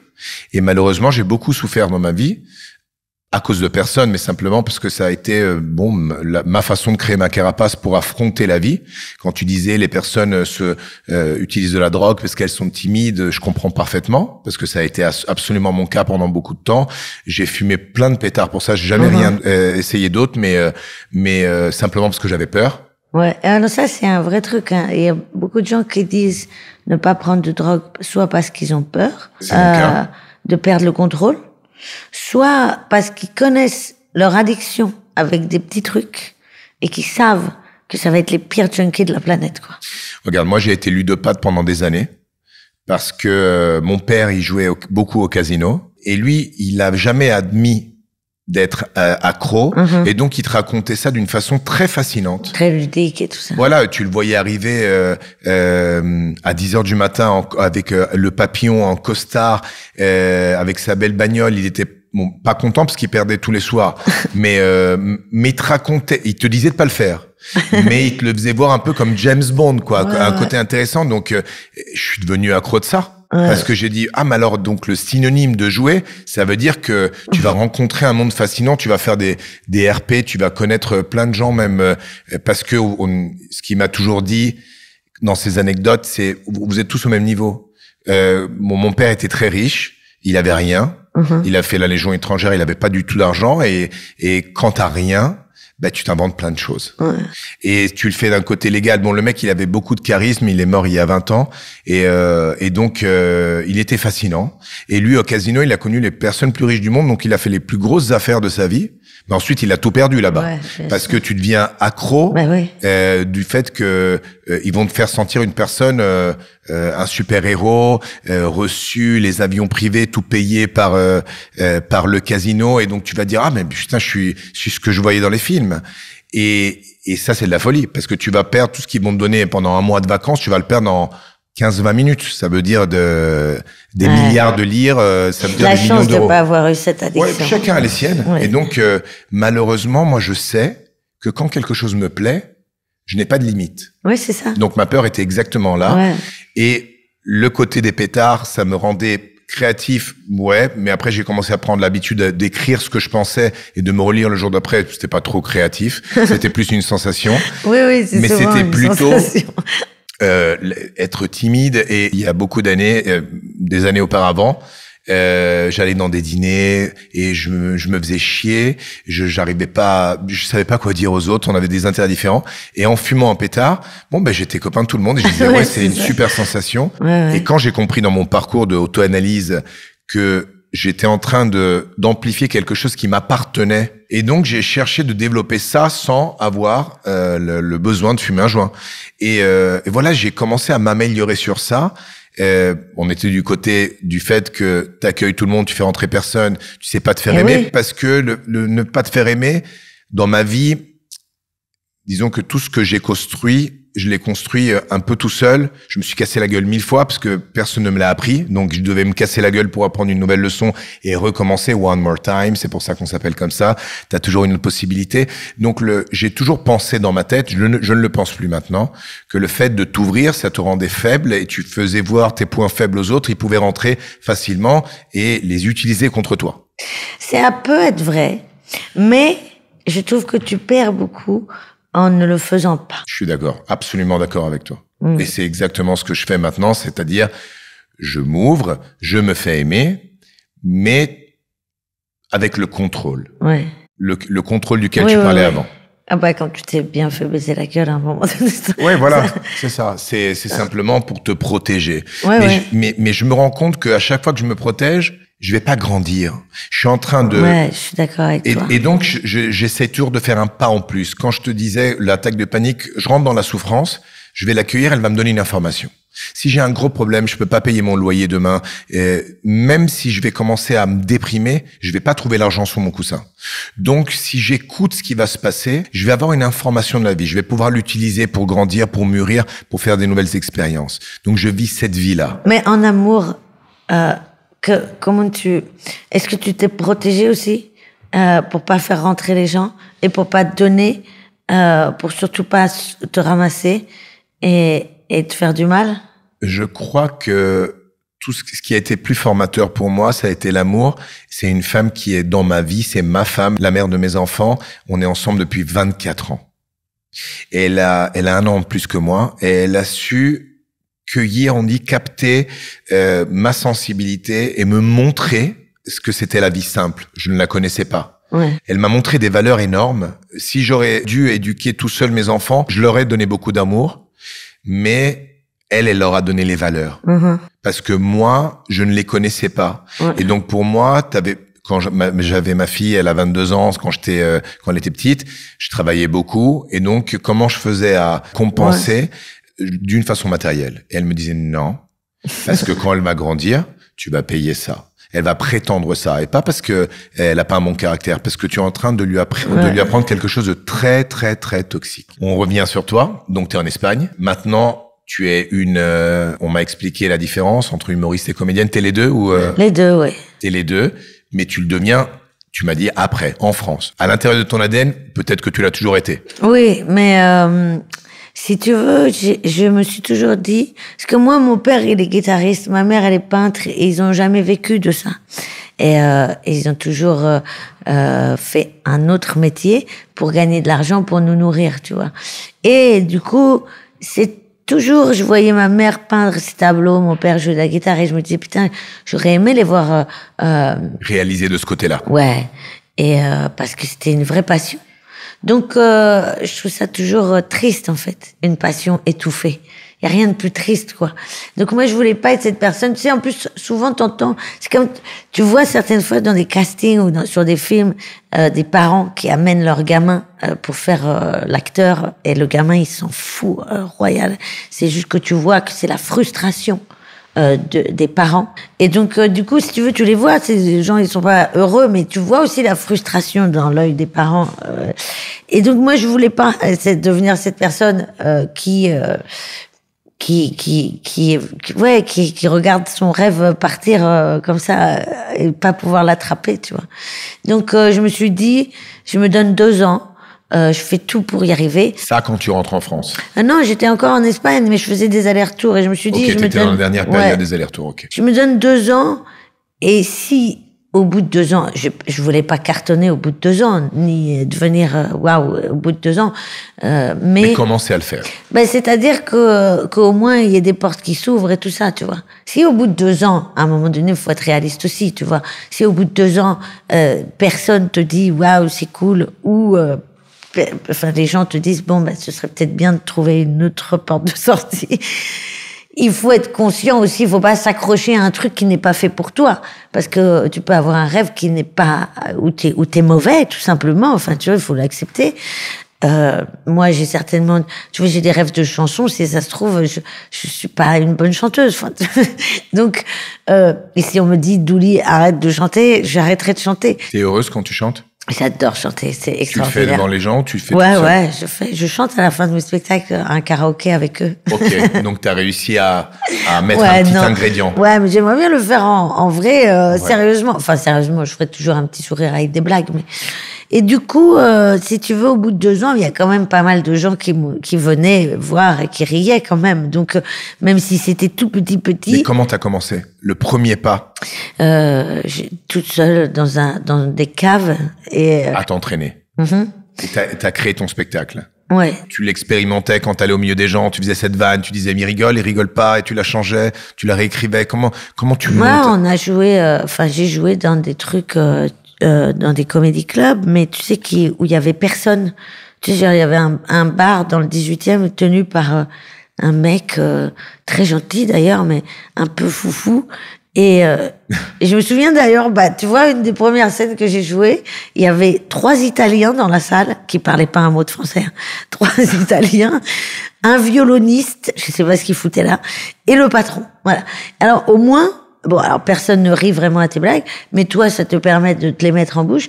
Et au moins, quand tu rentres à la maison, bah t'as pas perdu trop de plumes, quoi, parce que finalement, il y avait pas tant de témoins que ça, quoi, tu vois. Donc c'est plutôt pas mal. J'allais jouer dans des trucs comme ça que personne ne connaît. Et voilà, petit à petit, il y a des gens qui m'ont vu et ainsi de suite, tu vois. Mais c'est lequel le jour où tu fais un vrai switch? Ça veut dire, à un certain moment, tu peux pas le faire toute seule. Ça veut dire que, oui, toi, tu vas sur scène, mais il y a quelqu'un qui va te dire, bon, ben, on va tracer ce chemin ensemble. Bah, je sais pas comment ça s'est passé. C'est pour donner même des exemples à des personnes qui veulent commencer, qui veulent savoir comment on fait. Je pense que il y a pas vraiment de règle parce que c'est souvent des gens que tu croises, quoi. Tu vois? Moi, il y a des gens que j'ai croisés qui m'ont dit, ah, tiens, tel truc, tu devrais plutôt le faire comme ça. Et telle blague. Tu sais, au début, t'as un sketch. Et en fait, moi, le truc, c'est que je me suis rendu compte que, mais dans la vie, je sais que les gens pensent que je suis déchirée. Mais, à cause de ma voix. Mais, si tu veux, sur scène, tu fais des efforts d'articulation, t'es un peu sapé, tu te dis, putain, mais pas sur scène quand même. Et si. Mais je m'en suis pas rendu compte tout de suite. Donc au début, si tu veux, il y avait un silence quand j'arrivais sur scène. Un silence, mais au-delà du silence, un truc où tu sens qu'il y a un malaise. Tu vois, je me dis, mais comment ça se fait? Enfin, donc je pensais que c'était les blagues qui étaient mauvaises. Et en fait, non, c'est qu'il y avait un malaise où les gens se demandaient. Mais encore aujourd'hui, hein, je suis obligée de le dire parce qu'il y a des salles, bien évidemment, où on va dire, plus de la moitié de la salle ne me connaissent pas. Et c'est énorme. Donc, si tu veux. Même maintenant, ils achètent Non, pas pour mon spectacle, mais quand je vais jouer sur des plateaux, tu sais, ou même. Où il y a plusieurs personnes. Ouais. D'accord. Donc, si tu veux, les gens savent pas qu'ils vont voir. Il suffit que, ce soit une salle où il y a vraiment personne qui te connaisse, ou alors peut-être qu'ils sont 3 à te connaître, mais ça arrive, quoi. Et donc, du coup, t'es obligé de la faire, cette blague qui désamorce. Et mais quelle blague? La blague de dire je suis pas bourré, en fait, qui n'est pas une blague, en plus, parce que les gens me disent oui, mais c'est une force. Je dis non, déjà, c'est pas une force d'avoir ce truc, parce que oui, ça fait un truc en plus, mais c'est pas du tout une force. Pour moi, je le vis comme, ça a été un gros handicap et ça l'est toujours, parce que par exemple, là, le festival de Montreux en Suisse, là, je le refais la semaine prochaine. Eh ben, je vais être obligée, encore une fois, de dire aux gens que je ne suis pas bourré, sinon, tu peux être sûr qu'il y a au moins 2 minutes du sketch où les gens ne vont pas rire comme ils devraient rire parce que tu le fais seulement quand il y a une partie du public qui n'est pas le tien. Non, mais même en spectacle seulement à toi. Non, je continue à la faire parce que ça fait quand même rire. Ben oui, non, mais c'est surtout qu'il y a toujours des amis d'amis qui te connaissent pas. Tu vois ce que je veux dire? Il y a des gens qui disent viens, je vais te faire découvrir Douli. Ils savent pas.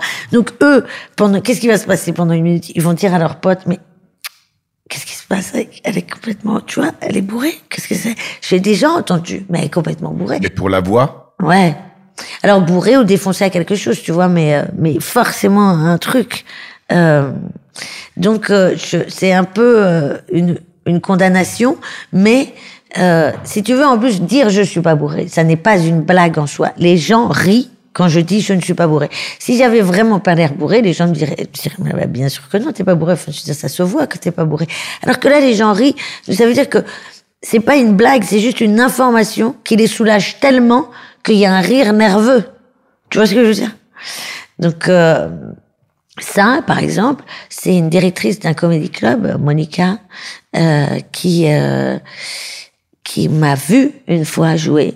Et qui m'a vu prendre un bide pendant 2 minutes avant d'entendre le premier rire, et qui a analysé les gens dans la salle, et qui a compris, ce jour-là, que tout le monde pensait que j'étais déchirée. Et qui m'a appelé sur le fixe du Comedy Club, j'étais encore dans les loges, elle m'a dit, Touli, j'ai tout compris. Et donc, ce jour-là, je suis rentrée, j'étais triste à la maison, parce que j'étais là, putain, mais comment je vais faire? Et j'ai écrit jusqu'à 6h du matin, tout un passage sur ma voix. Et à partir de là, tu parlais de déclic, tout s'est débloqué. C'est-à-dire que j'arrivais sur scène, il n'y avait plus de malaise. C'est-à-dire que je disais juste, je suis pas bourré, les gens riaient. Après, ils étaient avec moi, tu vois. C'est lequel le jour du déclic? C'est-à-dire où il se passe quelque chose d'autre, où t'es plus devant 3 Italiens et le patron? Non, ça... Tu te rappelles du jour où tout a changé et t'as dit, OK, maintenant, ça va être mon métier? C'est crescendo. Oui, mais crescendo... Ça veut dire que ça monte tout doucement, mais il y a une première montée, même petite, où tu te rends compte, tu dis, ah, ça, c'est un bon thermomètre. Ça va se passer. Bah, je crois que c'est un soir au Paname, c'est pas un Art Café, c'est un comedy club. T'as quel âge? Je sais pas, je devais avoir, bah là, j'ai 37 ans, je devais avoir 29, un truc comme ça, c'était au tout début.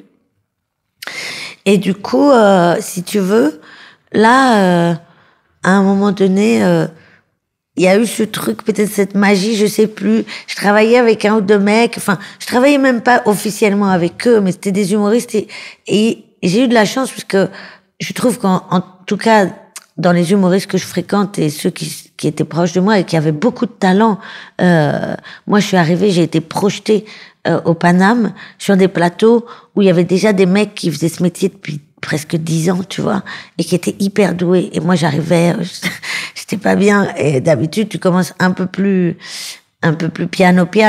Et t'avais le trac ce soir-là? Oh là là, c'était terrible. Et je me souviens, la salle était pleine.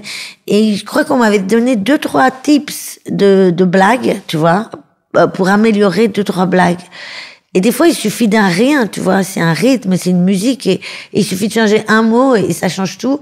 Et ce soir-là, j'ai eu vraiment pour la première fois des gros rires gras, quoi, tu vois. Et ouais, ce jour-là, je me suis dit, putain, il y a un truc à faire. Et tu décides plus ou moins que ça peut devenir ton métier. Tu peux vivre de ça. Ouais. Non. Ou tu faisais plusieurs boulots en parallèle. Non, ça.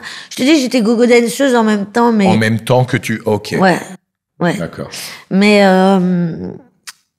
oui, non, là, j'avais déjà décidé que ça allait être le cas. Depuis, je sais pas, tu vois tout le monde autour de toi. On était payé au chapeau, beaucoup à l'époque. Je sais pas ce que ça veut dire. Payé au chapeau, c'est que t'as pas de fixe, t'as pas un cachet. Pourcentage? Non, à la fin, tu joues et tu passes un chapeau, ou un seau à champagne, n'importe quoi. D'accord. Et les gens mais donnent... un récipient et tu gagnes de l'argent comme ça, comme le pourboire de Madame Pipi, c'est la même chose. Exactement. D'accord, ok. Et les gens donnent ce qu'ils veulent. D'accord. Voilà. Bon, parfois, ils se foutent vraiment de notre gueule parce qu'ils nous donnent des centimes. Mais, je sais, parfois, on allait jouer. Tu dis rien quand tu vois un centime dans le seau? Si, tu fais une blague, une vanne? C'est dégueulasse, attends, je sais pas. Ou alors, mais rien, quoi. C'est pire qu'un caddie, quoi. Enfin, tu vois. Okay. Non. Donc, oui, parfois, t'es payé en ticket resto, hein. Mais, mais ouais, parce qu'ils mettent ce qu'ils ont, quoi, tu vois. Mais, Après combien de temps par rapport à ce moment, ce jour-là, tu commences à gagner bien ta vie grâce à ton métier? Mais je dirais au moins... Donc il y a 8 ans, maintenant tu m'as parlé de quand tu avais 29 ans, il y a 8 ans, et combien de temps il passe? Je pense que vraiment 3 bonnes années avant de vraiment... Mais ce qui est dingue, c'est que les gens ont l'impression qu'on s'amuse tout le temps et tout, mais en vrai, ils se rendent pas compte que... Je sais pas s'il y a beaucoup de métiers où tu payes pendant longtemps pour travailler. C'est-à-dire que dans ces métiers-là, tu vas au début, c'est toi qui paye pour travailler, en fait. Tu vas louer une salle de spectacle, tu sais même pas si tu vas la remplir. Donc, en général, tu la remplis pas. Donc, okay. tu perds de l'argent en permanence pour travailler. C'est terrible. Parce que tu gagnes pas d'argent, t'en perds. Et il y a des agents qui vous aident à faire ça? Avec le sourire. Non, enfin, oui ou non, mais... Dans ton cas, tu l'as fait toute seule? Ouais. J'ai été beaucoup traumatisée par des producteurs et donc du coup j'ai eu une petite j'ai commencé à avoir peur mais tu sais j'ai peur je suis pas quelqu'un qui a envie de se marier par exemple. J'ai vraiment très envie d'être en couple et d'aimer et d'être aimé et un truc passionné, mais le mariage par exemple c'est pas ma came. J'ai pas envie de montrer mon amour sur un papier et un contrat.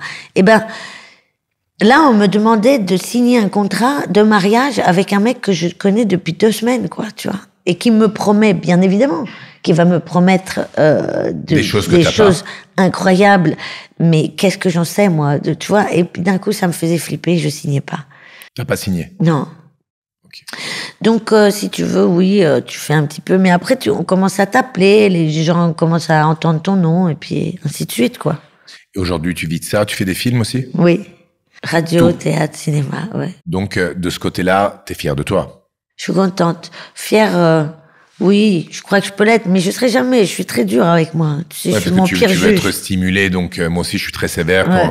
Quand j'écoute une interview à moi, ben, je regarde pas ce que je fais de bien, mais je regarde tout ce que je Ouais, pourrais tout ce améliorer. qui Donc est- je passe mais tout le bien temps à faire évidemment. ça. Oui, bien évidemment. Je crois, même un spectacle où tout le monde se lève et tout le monde est heureux et tout ça, je crois que je me garderai réellement que Celui qui le s'est pas mot. levé. Oui, celui qui s'est pas levé, ou le mot sur lequel j'ai ripé à la minute 23 du spectacle. Enfin, c'est complètement grave. C'est-à-dire que me réjouir de mes propres succès, c'est très dur pour moi. Je le fais jamais, en fait. C'est pour ça que, même la dernière fois, dans une interview, on m'a dit, alors, ce succès, et tout ça, je dis, mais de quel succès on parle? Tu vois ce que je veux dire? J'en ai pas conscience, tu vois? Ok. Je sais pas à quel niveau il faudrait que j'arrive pour admettre qu'il y a vraiment une vraie occasion de se réjouir. Tu vois ce que je veux dire? Enfin, en tout cas, d'être fière, tu vois? Bien sûr, je suis fière, par exemple, de pouvoir aider des gens. Ça, oui. Tu vois, tous les junkies qui m'écrivent, ou les gens qui ont un problème de handicap invisible et tout ça. Ça, quand je lis des messages de gens qui me disent merci parce que tu m'as sauvé, quelque part, des fois, je suis limite gênée de le dire parce que je trouve ça trop. Mais je pense que comme c'est des gens qui souvent se pensent condamnés et qui voient à travers ce que je peux raconter, ce que je peux faire, un espoir de faire des trucs dans ta vie et des trucs constructifs et des trucs positifs, ça me touche vraiment. Et là, je peux pas dire je suis fière, mais ça me rend un peu heureuse de ça. Plus que le succès. Ça dans ton ADN depuis que t'es petite, parce que déjà à 12 ans, tu t'asseyais à côté des Oui. personnes. Mais non, t'aimes ça. Oui, c'est vrai. T'aimes partager avec les gens, t'aimes aider les autres. Est-ce que t'as dans ta tête, si t'avais un grand pouvoir, ou d'argent, ou de n'importe quelle chose, ou de faire passer une loi, qu'est-ce que tu pourrais faire pour améliorer la vie des personnes qui vivent dans la rue? Putain. Je sais pas si ça existe une solution. Moi, déjà, je trouve ça aberrant qu'il y ait des immeubles entiers, et des rues quasiment entières d'immeubles vides, Vide. de gens qui savent même pas.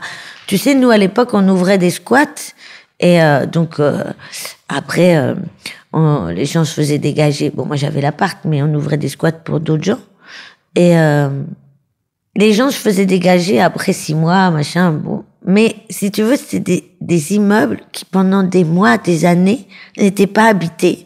Où t'avais une nana qui venait faire le ménage et pointer et dire, voilà, je suis passée tel jour. Je trouve ça aberrant, mais c'est comme, enfin, je sais pas, ça paraît débile de dire tout ça, mais si tu veux, moi, qu'il y ait encore des gens aujourd'hui qui aient faim, je trouve ça fou quand tu vois la quantité de bouffe qui est jetée par jour. Même parfois dans une même rue, quand je vois 5 restaurants côte à côte, je me dis mais qui mange autant? Enfin, à quel moment on s'est dit qu'on allait ouvrir autant de restaurants? À quel moment je sais pas, il y a des trucs qui me dépassent et je sais que ça peut faire puéril de dire ça parce que j'en sais rien. Je trouve ça fou. Tu vois, moi par exemple quand on vivait à tous ensemble là dans cet appartement. Il y avait un McDonald's pas très loin. Et donc, le soir, on allait récupérer les sandwichs invendus vers minuit. Quand ils fermaient, les mecs du McDo nous filaient tous les sandwichs invendus. Un jour, on arrive et le mec nous dit non, Je peux plus vous les je donner. peux plus, c'est interdit, mais vous inquiétez pas, je vais mettre tout dans un sac et je vous Vers le la pose poubelle et sur vous la allez le poubelle, mais hop, c'est sur le sac et ça. Ok, on a fait ça pendant un moment. Et là, il nous a dit non, j'ai plus le droit. Donc maintenant, ils vont le mettre dans des poubelles avec des grillages. Donc moi, j'ai arrêté d'y aller, mais j'avais encore des copains qui sautaient le grillage pour aller récupérer les sandwichs. Et là, quand ils se sont rendus compte qu'il y avait des gens qui sautaient le grillage pour aller récupérer les sandwichs, ils se sont mis à mettre des produits toxiques sur les sandwichs. Et là, moi, il faut qu'on m'explique. Là, moi, j'ai envie de... Ça serait bien une organisation qui puisse aller dans tous les restos et Mais pour qui avoir fait tous ça les restes et les distribuer aux Qui personnes met qui du ont besoin. produit toxique sur de la non. bouffe qui est comestible, quoi. Mais c'est quoi le rationnel? Oui, en fait, si tu C'est quoi veux, je pense la qu'il y a... logique? Il y a sûrement une... Mais parce que c'est toujours une histoire, à mon avis, de loi à la con qui veut que si jamais le mec qui trouve le sandwich sur la poubelle dit j'ai mangé McDo et du coup je suis tombé malade et D'accord. donc du coup que le mec se... Mais ça n'arrivera pas Vous êtes con. Enfin, je veux dire, à un moment donné, ce mec, je comprends pas. Je te jure, je comprends pas. Vraiment, comme 1 milliard de restos qui jettent et 1 milliard de supermarchés qui jettent. Alors, je sais qu'il y a des associations maintenant qui récupèrent des trucs et tout ça, mais c'est pas normal. En vrai, c'est comme quand moi j'avais un lapin. En Espagne, j'avais des chiens, des lapins et des chats. Dans ma poubelle, il y avait que du plastique ou du carton. Parce que chacun avait sa fonction à manger. Tu vois, les lapins, c'était les pelures. Les chiens, c'était les os. Il restait rien. Il restait rien. Et donc, il devrait se passer ça. C'est-à-dire que il devrait rien rester dans ces putains de poubelles. Il devrait y avoir juste nos restes, nos fins d'assiette, les 3 coquillettes qui restent dans ton assiette et 2-3 fruits pourris, quoi, tu vois. Mais pas des stocks de trucs qui sont en plus. Je veux dire, tu jettes des yaourts périmés, mais les yaourts périmés, tu peux les manger encore 3 semaines, voire plus. Je sais pas. Je trouve ça fou, quoi. Je voulais te poser 2 questions, mais parce que tu fréquentes, tu parles avec les gens, je voulais savoir si tu as jamais connu des personnes, parce que tu m'as fait comprendre avant que les personnes qui vivent dans la rue, c'est pas obligatoirement un choix, mais pour certains d'eux, si. Oui. Est-ce que tu connais des personnes qui ont choisi de le faire et pourquoi? Après un choix, est-ce que ces mecs-là, si ils avaient grandi dans une famille équilibrée avec des études, avec tout ça, est-ce qu'ils auraient choisi ça? Je suis pas certaine non plus, tu vois. Donc, quand je dis un choix, c'est plus ils sont atterris là et finalement ils se sont dit ça me convient. Tu vois ce que je veux dire? Mais donc c'est moins une lutte pour eux. Parce qu'ils aiment vivre dans un camion, si tu veux, ou en tout cas, ils ont appris à aimer vivre dans un camion. C'est plus en ça que je dis que c'est un choix, mais je pense pas que quelqu'un choisisse d'être précaire, quoi. Donc, si tu veux, après, t'as ce truc de liberté où tu dois rien à personne te doit rien. Enfin, si tu veux, il y a ce truc d'autosuffisance un peu. Tu vois, les mecs qui vont dans des... j'en ai un comme ça qui est toujours en vie, parce qu'il y en a quelques-uns qui sont décédés malheureusement, mais... De quoi tu meurs? Du froid d'hiver? C'est quoi les conséquences de vivre dans la rue? Je pense qu'il y a beaucoup le problème de l'alcool. Et puis, il y en a qui se suicident, malheureusement. Moi, j'en ai Tu utilises l'alcool pour te réchauffer pendant l'hiver ou parce que c'est une addiction que tout le monde a? Non, je pense que, il y a à mon avis, pour survivre dans la rue, faut avoir les reins carrément solides pour pas te défoncer à quelque chose, hein. Et puis oui, ça réchauffe, enfin, ça, je sais pas, je crois qu'il y a il y a beaucoup de cas de figure, en fait. C'est pas quantifiable, mais tu vois, oui, il y a beaucoup de gens qui se suicident. Enfin, moi, j'en ai pas mal qui se sont suicidés à cause de ça, parce que c'était trop dur, mais parce que je trouve que c'est des parcours de vie qui sont très violents, déjà. Alors moi, par contre, à contrario, tu vois, quand ils faisaient de la merde, et qu'ils me disaient, oui, mais moi, j'ai eu une vie, machin, et je leur dis, non. Ta vie de merde ne justifie pas que tu fasses de la merde. Ça, pour moi, ce sera jamais une excuse. C'est pas parce que tu as eu une vie de merde, mais il y a plein de gens qui justifient leur comportement de merde en disant oui, mais moi, quand j'étais jeune, non. On a tous eu des merdes. C'est ce que je disais avant, tu dois briser la chaîne et tu dois faire l'opposé, dans mais le positif. Non, ouais, tu peux pas à ce moment-là, enfin, je veux dire, c'est comme les gens qui te disent oui, j'ai eu une journée de merde, donc je vais être désagréable. On a tous eu une journée de merde, potentiellement, dans cette pièce. Donc, pourquoi toi, tu te permets de nous faire profiter tu vois? Prends sur toi. Voilà. Et c'est pas, ça justifie pas. Mais après, c'est vrai que si tu te mets à leur place 5 minutes, en fait, je trouve que souvent dans la vie, ce qui fait ce que t'es et la force que t'as de combattre les problèmes, de les affronter et tout ça, c'est ce que tu vis entre tes 0 et on va dire tes 12 ans, quoi, tu vois. C'est les fondations. C'est comme si tu construisais un immeuble et c'est les fondations. Et si ces fondations-là, dès le départ, elles sont en boue ou dans une matière qui est pas fiable, c'est-à-dire que ça peut s'effriter, s'il pleut, ça s'effondre, t'as quand même plus de difficultés à affronter. Si cette base est solide, après, derrière, même si les étages ils se cassent la gueule, tu peux les reconstruire. Alors que quand la base, elle est un peu soluble, c'est compliqué de reconstruire, parce qu'il faut reconstruire à la base, et reconstruire à la base, c'est tout un merdier. Donc, je comprends aussi ces gens, et parfois je les excuse beaucoup, parce que je sais pas moi ce que c'est de vivre, de grandir et d'évoluer dans la vie sans une base solide. Parce que moi, je l'ai eu, cette base solide. Dans les interviews que j'ai vues hier soir, dans la pré-interview que tu as fait avec nous, maintenant, je te vois toujours très, très solaire et souriante, très forte. Tu aimes la vie, tu souris à la vie. C'est un masque? Oh, oui, je pleure beaucoup, hein, tu sais. Moi, Qu'est-ce qui te rend triste? L'amour. Non, c'est pas l'amour, parce que l'amour, ça rend heureux. Mais les peines de cœur, je crois que ça fait vraiment beaucoup de souffrir. Tu es en train de vivre cette période? Ouais. Mais si tu veux, je pense que de toute façon, ça aide de se mettre un sourire sur le visage, quoi qu'il arrive. Ça sert à rien de s'enfoncer. Mais après, parfois, moi, récemment, tu vois, j'ai dit à quelqu'un qui voulait absolument que je sorte les retrouver, j'ai dit, j'ai plus envie de faire semblant. Là, j'ai envie d'être, parce que je dois faire semblant quand même souvent. Là, j'ai juste envie d'être sous un plaid et de pleurer, tout simplement. Et c'est sain aussi de pleurer. Moi, un mec qui pleure, par exemple, je trouve ça très beau. Bon, pas non plus parce qu'il retrouve pas sa chaussette, tu vois, mais un truc, un vrai truc. Donc oui, je pense que ça sert à rien de dire aux autres que tu vas mal.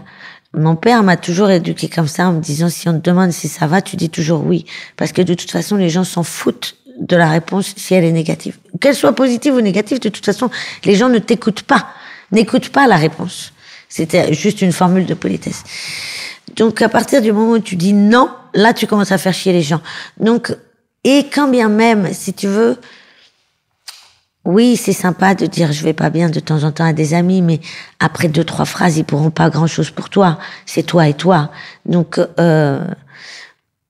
mais je pense quand même que, tu vois, c'est comme la douleur, c'est mieux de pas en parler parce que c'est toujours compliqué. Moi, j'aime pas qu'on me plaigne et j'ai aucun ami qui me plaigne. D'ailleurs, les gens se foutent de ma gueule quand je dis que j'ai du mal, je souffre pour tel ou tel mec. Il s'amuse à détruire ce mec, à dire mais ça, pour ça vraiment t'es en train de tu vois, donc si tu veux, ils vont jamais aller dans mon sens et je trouve ça très sain. Moi, les gens se foutent de ma gueule en permanence dans mon entourage, mais d'une manière avec amour, mais et ils m'aiment profondément et je les aime profondément, mais si tu veux, il y a pas de complaisance, il y a pas de et je trouve ça assez malsain d'ailleurs les gens qui te disent ça va, tu vas bien. T'es sûr, ça va aujourd'hui. Tu vois, c'est pas positif. C'est mieux de taper dans le dos et de dire allez, c'est bon, il y en aura un autre. Mais... Est-ce que tes rapports d'amour se ressemblent? Tu les vis toujours de la même façon? Moi, je suis assez passionnée, mais. Tu travailles beaucoup? Ouais. Dans l'année, tu travailles combien de temps? Non, ça c'est compliqué là-dedans. Ouais, c'est un vrai problème. Bah, dans l'année, il y a 365 jours. Je pense que je travaille au moins 300 jours. Au moins. Est-ce que tu fais du théâtre tous les jours, sinon tu es sur un 60 jours, tournage? c'est 2 mois. Ouais, non. Je travaille peut-être 320 jours par an. Wow. Et quand est-ce que tu as le temps de vivre l'amour? Bah, j'en ai pas beaucoup. Mais tu le fais quand même? Ouais, bien sûr. Ils habitent dans la...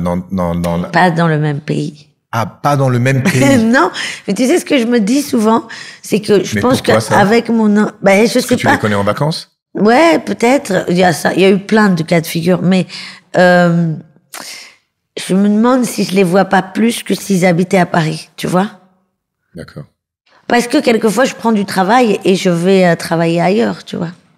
Donc, je peux travailler à distance aussi. En faisant quel boulot à distance tu peux écrire, ça tu peux le faire à distance. Apprendre, ça tu peux le faire à distance. Donc c'est seulement quand tu es sur un tournage ou tu es au théâtre, sinon le reste tu peux tout faire d'où tu veux. Ouais, non, bah, par exemple le Groland, là aujourd'hui on en a enregistré un en Italie, ouais. Mais physiquement je dois y être toutes les semaines malgré tout, tu vois. Mais ça m'arrive de partir 3-4 jours, d'emmener du travail avec moi et pour aller retrouver un petit cul. Mais comment tu vis tes rapports d'amour? Parce que tu m'en parles avec du chagrin. Dépend. Non, mais ça dépend. On est dans ouais, une période parce que là on est dedans.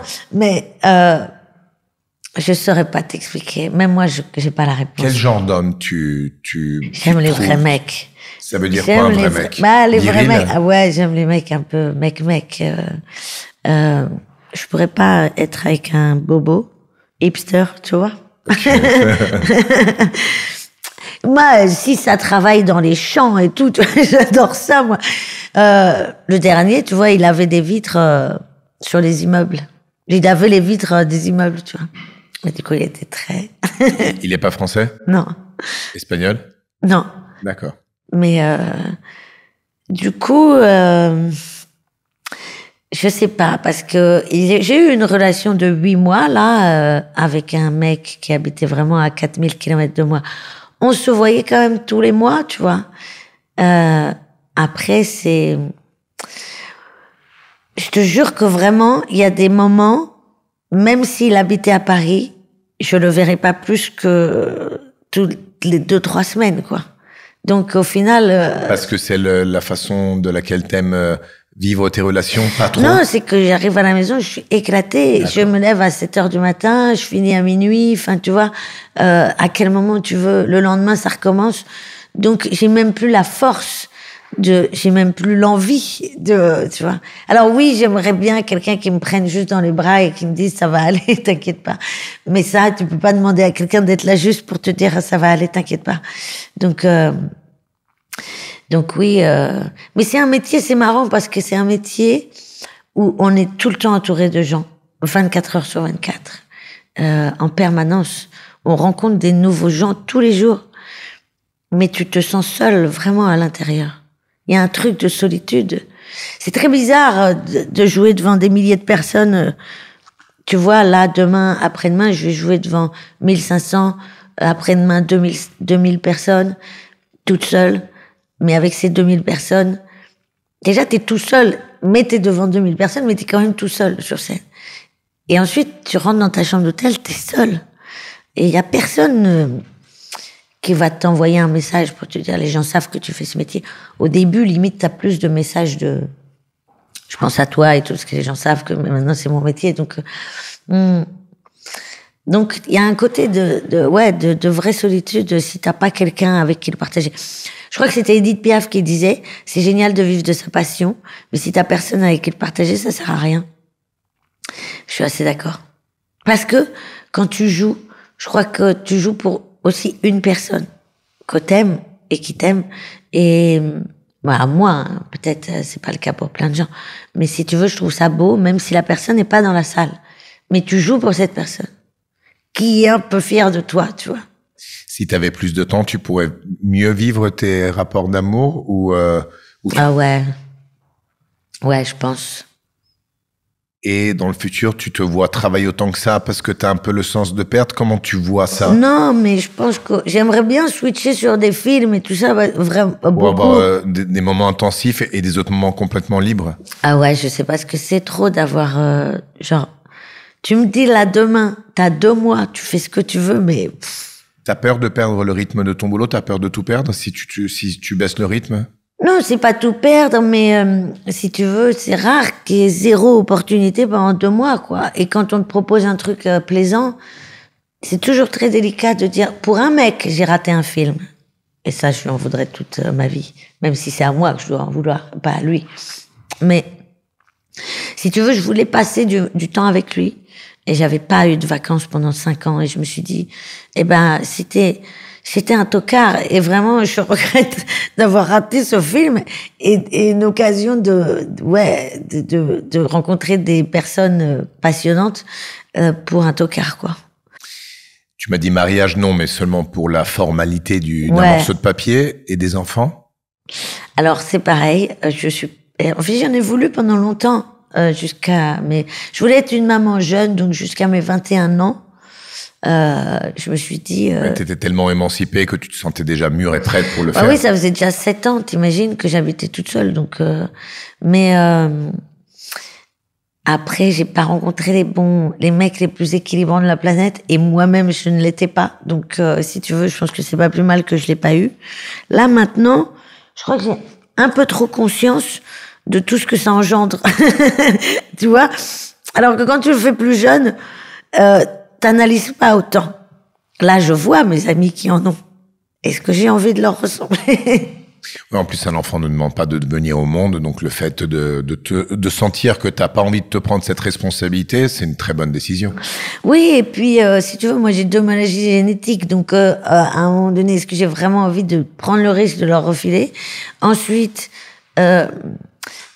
La deuxième, tu m'as parlé d'une. c'est l'hémochromatose, c'est pas Le très fer. grave. Ouais, c'est pas très, ça fatigue beaucoup et si tu le découvres pas à temps, tu peux en mourir. Mais moi, c'est bon, ça va, tu vois. Mais si tu veux, il y a aussi, il y a ça. Et puis, il y a un moment donné, je sais même pas à quel moment trouver du temps pour moi. Donc, à quel moment je rajoute un être humain, qui n'a rien demandé et dont je dois m'occuper réellement. Alors, moi, mon vrai problème, ce serait si je rencontrais vraiment un mec, on est fou amoureux, on imagine, c'est la folie. Et ce mec-là, son rêve, c'est d'avoir un enfant, je suis un peu dans la merde. Je te pose une dernière question sur l'amour. Avant, je te disais que moi, quand j'arrive à la maison et je suis pas bien, je m'auto-analyse et j'essaie de comprendre ce qui s'est passé dans la journée, de voir si cette chose ressemble à une autre chose que j'ai vécue dans mon passé et comprendre laquelle est la mère de ce grand problème, non? Ouais. Si toi, tu dois te poser la même question par rapport à tes rapports avec les hommes, est-ce que t'as essayé d'individuer des choses qui t'appartiennent que tu pourrais changer pour améliorer les choses? Non, c'est pas palpable, je crois. En tout cas, j'ai pas. En plus, moi, je choisis toujours des profils très différents. Je te disais, j'aime les mecs et tout, mais en vrai, ils ont tous des profils hyper différents. C'est tous des mecs, mais ils ont tous des profils très différents, que ce soit de caractère, donc il y a quelque chose que j'arrive pas à capter sur. Mais je pense que mon style de vie, je pense aussi qu'il y a un truc. Alors même si c'est des étrangers qui connaissent pas ce que je fais du tout. Pourquoi je vais les chercher à l'étranger, par exemple? Parce qu'ici, je ne me fais pas draguer. En France, je me fais jamais draguer. Enfin, c'est très rare. Alors oui, je reçois des très jolis messages d'amour sur les réseaux, sur Instagram et tout ça. Mais c'est mon travail. Je vais pas aller répondre à ça. Tu vois, c'est compliqué pour moi de répondre à ça.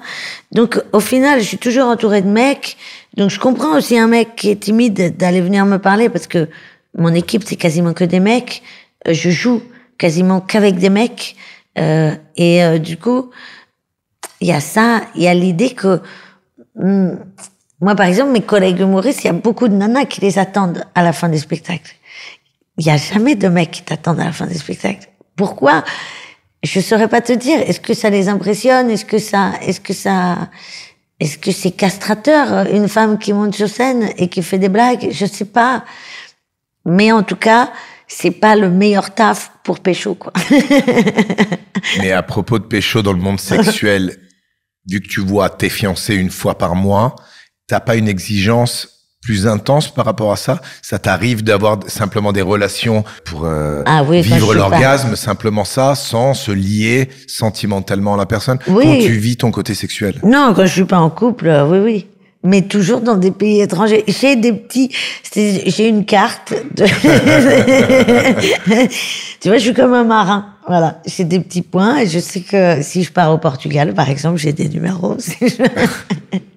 Moi, je peux arriver directement maintenant à la dernière question. Je voulais te demander si il y avait quelque chose que tu voulais affronter que je ne t'ai pas demandé. Je sais pas trop. Écoute, oui, c'est vrai qu'on n'a pas parlé du handicap invisible, mais ça, tu sais, c'est pas vraiment pour moi quelque chose, si ça peut aider les gens éventuellement, tu vois, mais... Qu'est-ce que tu voudrais dire par rapport à ça? Qu'il faudrait peut-être changer le logo des handicapés, parce que ce soit un fauteuil roulant fait que les gens, si tu n'es pas en fauteuil roulant, pensent que tu n'es pas handicapé. Alors moi, j'arrive à en faire des blagues et voilà, mais c'est vrai qu'au quotidien, c'est très dur parce que quand ça se voit pas, et je peux pas encore une fois juger les gens qui jugent les gens qui ont pas l'air handicapés parce que je l'ai été, cette personne. Donc à quel moment je vais juger quelqu'un que j'ai été moi-même, tu vois? Mais c'est vrai que du coup, je crois que j'avais vu passer, c'est une association, mais je me souviens plus. Il faudrait que je retrouve où ils ont fait un corps humain comme ça. Ils ont mis des points rouges et bleus sur tout le corps, comme ça, en disant voilà. Et ça, ce serait le nouveau sigle handicapé.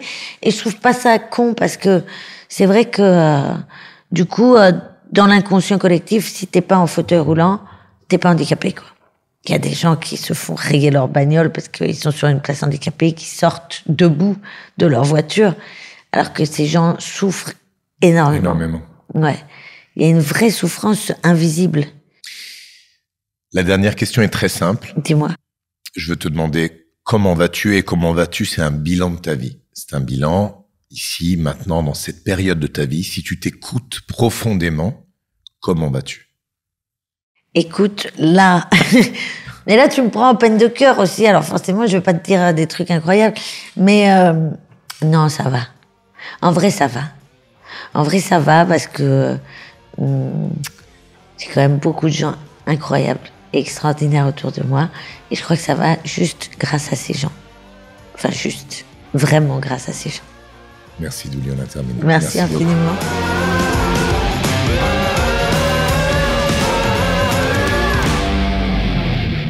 Salut tout le monde, merci de m'avoir si bien accueilli dans cette saison avec ce nouveau projet. J'espère que l'âme de One More Time puisse continuer à vous toucher et que les épisodes continuent à vous plaire. Je vous laisse ici autour de moi d'autres interviews que je vous conseille fortement qui m'ont vraiment touché. Je vous remercie et belle allée.